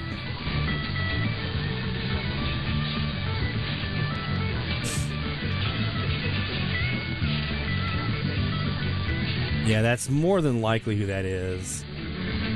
Is WABF out of Mobile. So if you are on 1470 right now, or 1480 rather, and you're hearing Allman Brothers, you might have Mobile. They're 5 kilowatt a day, 4.4 at night. And it's just a couple hours away, so I'm not surprised they're this loud, even if they're on night power. Yeah, not Memphis. Definitely not Memphis.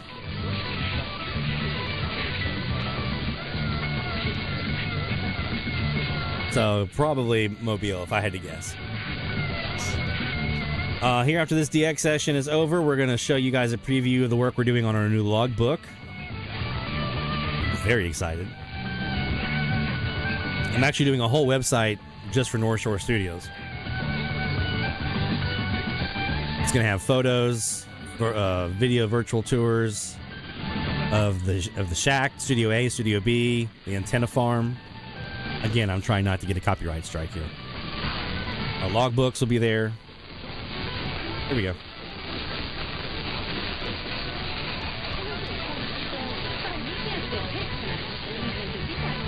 I thought they were fading it out. I thought they were doing that on purpose. That was the ionosphere playing a joke on me. But yeah, we're going to show you a preview of the work we're doing on our logbook.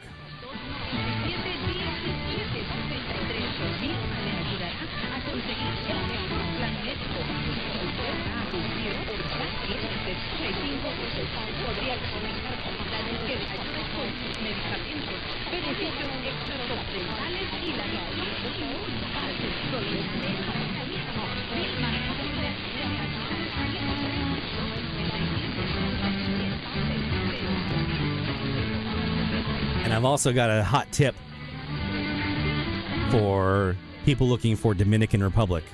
I've got a hot tip for you for a station that you should try to hear. So we're going to get to that here after this DX session is over. Once we get an ID out of this station, what I'm assuming is Mobile, we'll do those two things.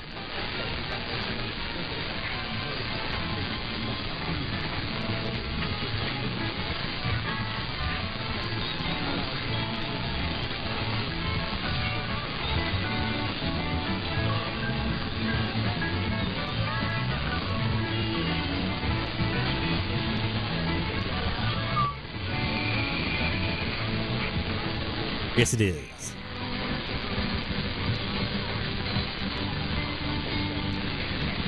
It's a fun one to play live when you're in a band.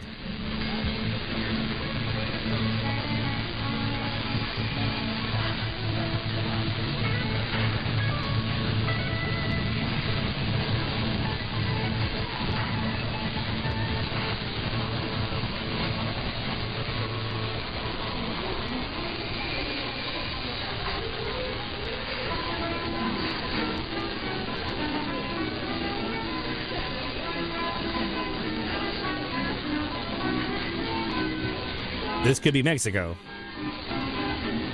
That's the other thing. This could be Mexico.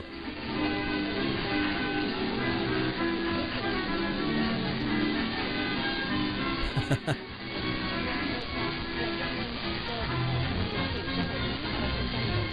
you see a stream match on Mobile?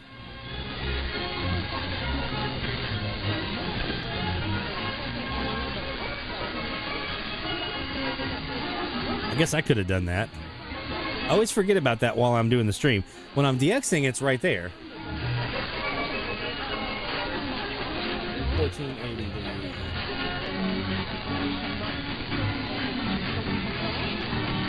That's definitely a unique thing.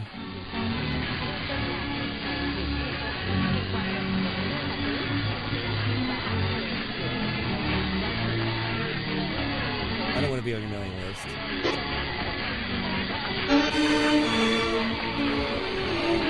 Yep.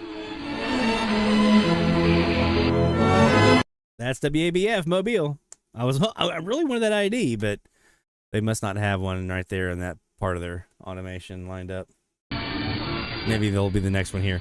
Let's go ahead and take a look at, like I said a few moments ago, we're going to take a look at a preview of our new logbook that we're working on here for DX Central. And for all the work that my personal logs. And my FM will eventually be in this, my long wave, my weather DX.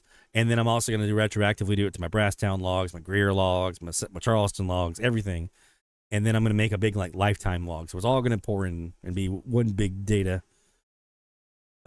house for me for all my logs. So let's pull this here and go into my. I think this is pretty cool. So it's the same basic thing that we're looking at here with our weekly challenge logs, but I like a little bit different. A little bit different look for me personally. I know some folks don't like the black background with the white text. I do. I love it. So I try to keep away from that for like the channel stuff for our challenges to make it easier for everybody to read, especially on like a mobile device and stuff. But I love like all my software is in dark theme. I just love it. Let's go in here and go to, here's my heat map. I think I put this, yeah, this is where all the US stuff that I've heard so far. So this is the opposite. So the one we showed earlier for the all season analysis is like the extra locations. This is for me, since it's all one location, this is what I've heard.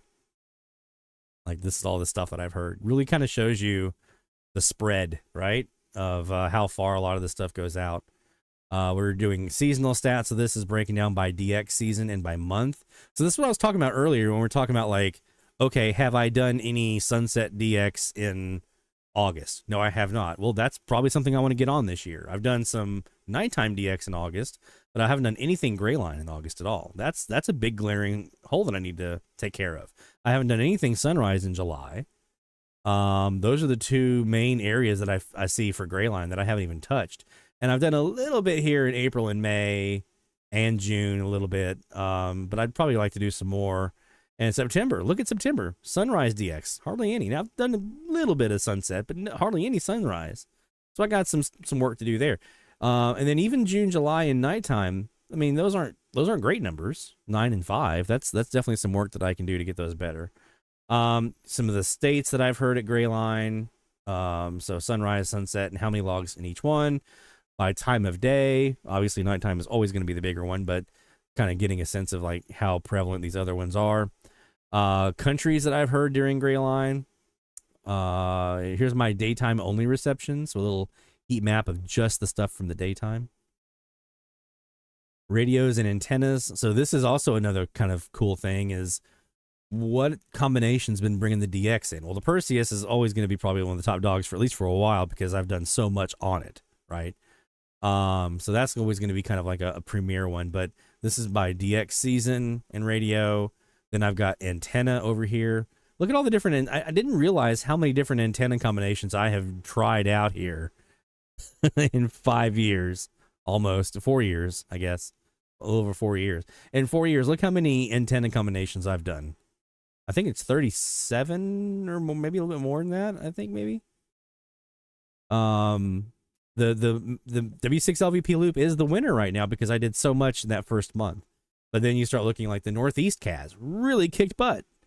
There's a lot of stations to my Northeast though. That's going right into the heart of the East Coast, like congregation of stations. South, North, Northwest, North, Southeast, West, Southwest. So you start to see some trends here with some of these. And that's where you can really spot, okay, what directions are being good for me because I have so many directional antennas.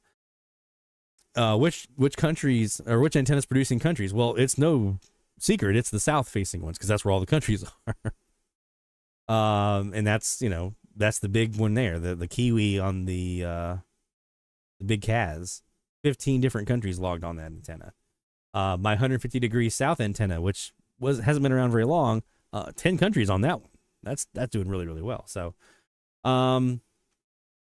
again, this one's still in progress. Here's where I've left off. So I've gotten those first 4 done, and now I'm working on the state one. So you can kind of see nothing's loading here because I'm still working on these. But I'm going to have some of the same stuff we do on the other one. One change out is instead of DX stats separately, I'm doing Louisiana stats.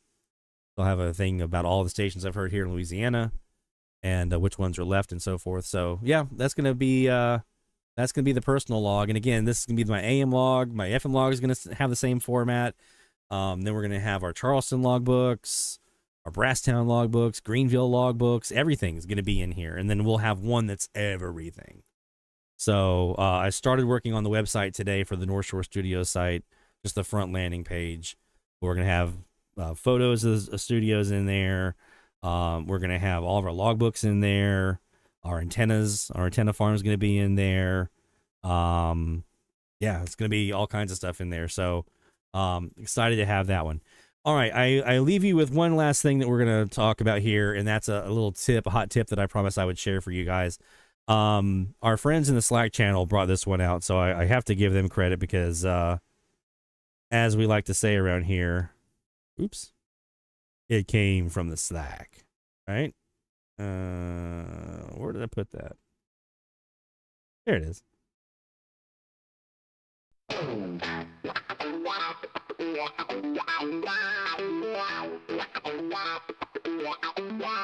It came from the Slack. It came from the Slack. It came from the Slack. That's where you'll find it, y'all. It came from the Slack. The X is sharing tips now. It came from the Slack, and they're audio clips, yeah. It came from the Slack.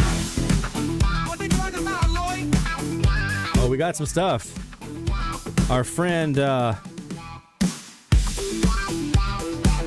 David Pete checking in his view for tonight's show.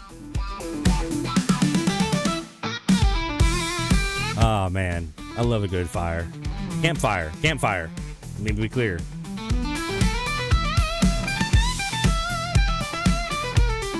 Love a good campfire. That's his view for us for tonight. So we talk about some of the cool stuff that the Slack channel folks kind of share. Let's see. I have Barry's radio air check from Tehran here, from Tehran, Iran.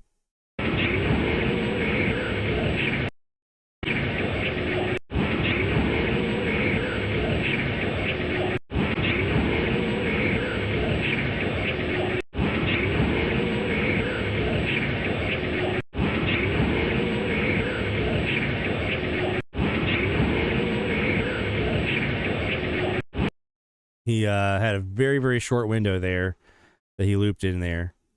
Let's see. I know I'm looking for sad. So this is a radio station down in the Dominican Republic. It's on 590. So some folks were hearing it this week. Radio Santa Maria. And the reason I bring this up is because they have a very distinct bit of audio. We talked about those unique sounds of Latin America, those things you can use to help you identify a station. This station has it. If you're a shortwave DXer or spent some time DXing shortwave back in the day, especially, you know all about interval signals, right? That little sound that comes up before the broadcast begins as they warm up the transformer and get everything operational. And they have this interval signal that's basically an alert to say, someone's about to broadcast here. Someone's about to be on this frequency. You may want to stop what you're doing and listen, right? Well, Radio Santa Maria has that, and it plays at around 0900 UTC, and it is very, very distinct. So I'm going to first play you an audio clip here from our friend Mark Pettifor in northern Indiana, because he had a very, very clear reception of it on, let's see, he said it came in a couple of different times, November 10th through the 11th, the 12th, and 13th, from which this clip is here from the 12th, 13th time frame.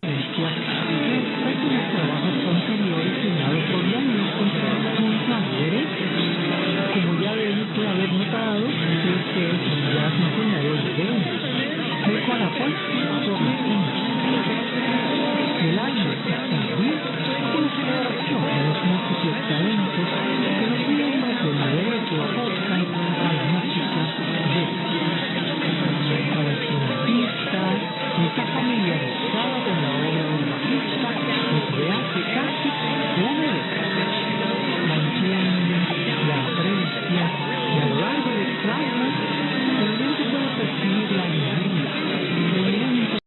apparently that usually is followed by their national anthem, which also has been reported at 0200 UTC.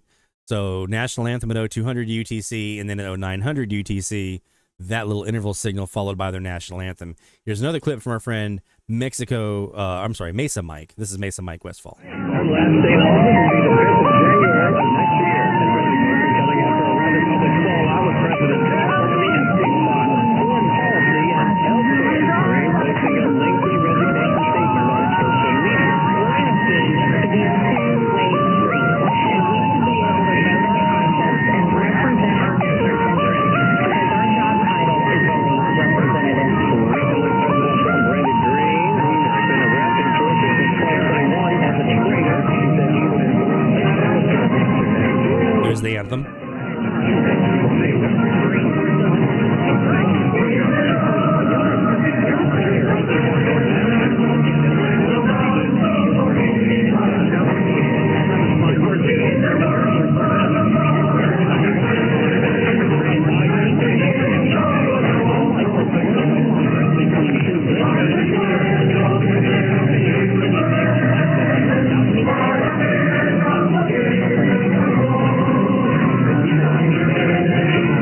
That you can. I don't want to get the copyright strike because they'll hit you on national anthems too. One more time on the interval signal though. Last day in August will be the 5th of January of next year. And coming after a rather public fallout with President Trump over the Epstein file. Foreign policy and healthcare parade posting a lengthy resignation statement on social media.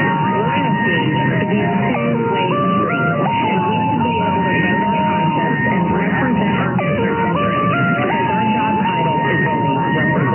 Republican President Trump branded green. He's been a rep in Georgia since 2021 as a traitor. He said he would endorse. There it goes. So that is something, especially our East Coast folks, I highly recommend you check your recordings. So that'd be about 4 a.m. Eastern time, Eastern Standard, 3 a.m. my time, Central Time. That's 1 a.m. Mountain and, 2 a.m. Mountain and 1 a.m. Pacific Time. So check your recordings. I've checked everything from November. I don't have it. I thought I might have had it in one recording here. I thought maybe might have been in there.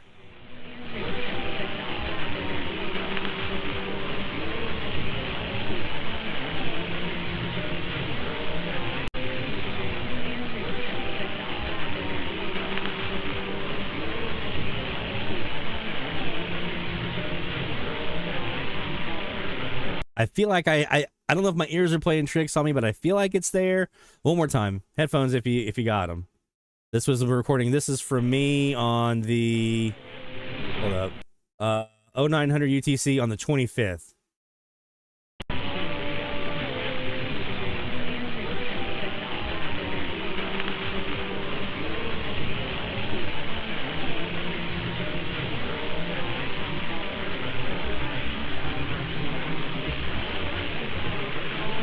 So that's, I think there, I don't know if my ears are playing tricks on me, but I think that's them. I'll keep looking. I'd like to get a little stronger recording of it if I can than just like, I think it's there. I don't like putting, I think it's there in my logbook. That's just me. I like saying, yep, that was definitely them. So again, something for, especially for our East Coast folks, up into Minnesota, Michigan, your way. And even our West Coast folks a little further down south, give it a shot. You never know. Try to hear it because that does stick out pretty well. As you kind of heard in those recordings. So that is Radio Santa Maria on 590 out of the country of the Dominican Republic. And then after that, they have their national anthem, which you can go look up on YouTube to hear what their national anthem sounds like and familiarize yourself with that to kind of know what to expect to hear. But yeah, give that a shot because that little interval signal, man, that definitely cuts through. And again, that happens at 0900 UTC every day. So I usually start looking around 10, 15 seconds before the top of the hour, and I give myself about 2 minutes. If I haven't heard it by 2 minutes after, I don't think it's going to show up because all the recordings that I've seen have been pretty close, right top of the hour, maybe about 30 seconds after or somewhere in there. But definitely give it a shot. See if you can hear them, see if you can pull them in, especially if we get another little bit of a burst of solar activity, which I'm hearing that the sunspots that were producing our big CMEs that we had here several weeks ago, and our big aurora that we had, and all of our big Latin American conditions, well, those sunspots went around to the back side of the sun. Well, that is now rotating back around towards the Earth here in the next week or so. And there was actually a rover on Mars, a NASA rover on Mars, that is looking at that backside of the sun from us, right? Because we're basically opposite Mars right now. The sun is between us and Mars, and it could actually see that sunspot, that big sunspot region. It's still there. And I saw a image of a time-lapse image of the sun, of these big, massive, just CME ejections off the backside, just going nuts over the last week or so. So it's still producing. It is definitely still producing. Will it hold up around the time that it comes back around to be Earth-facing again? We'll see.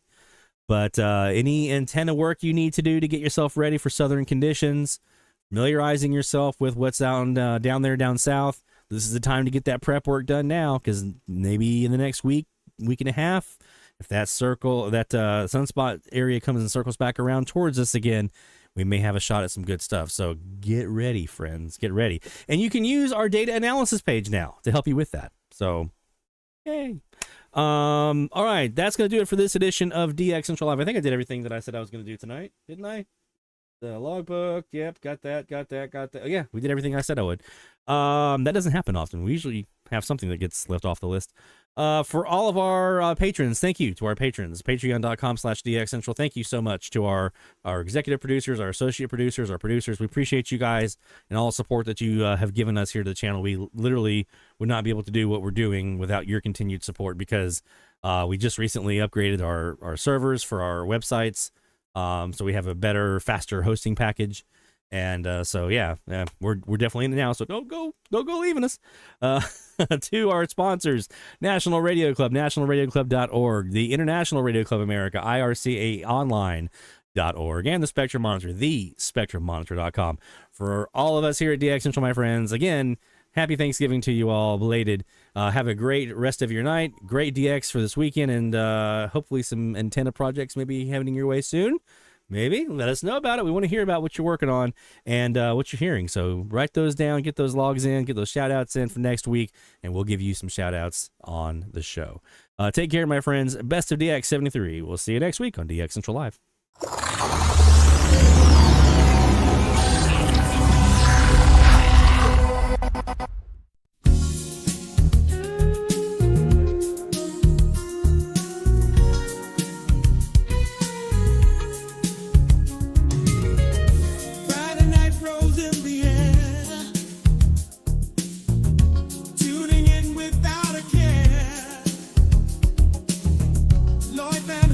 Takes the stage.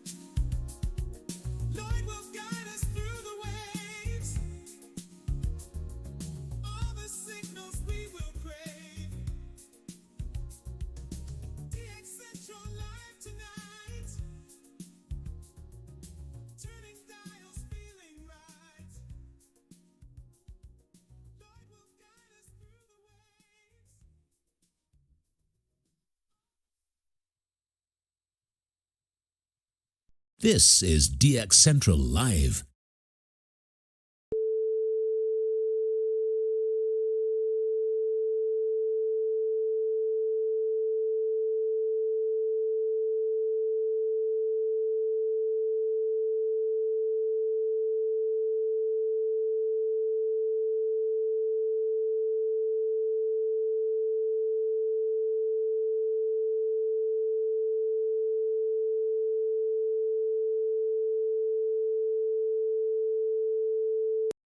This is DX Central Live.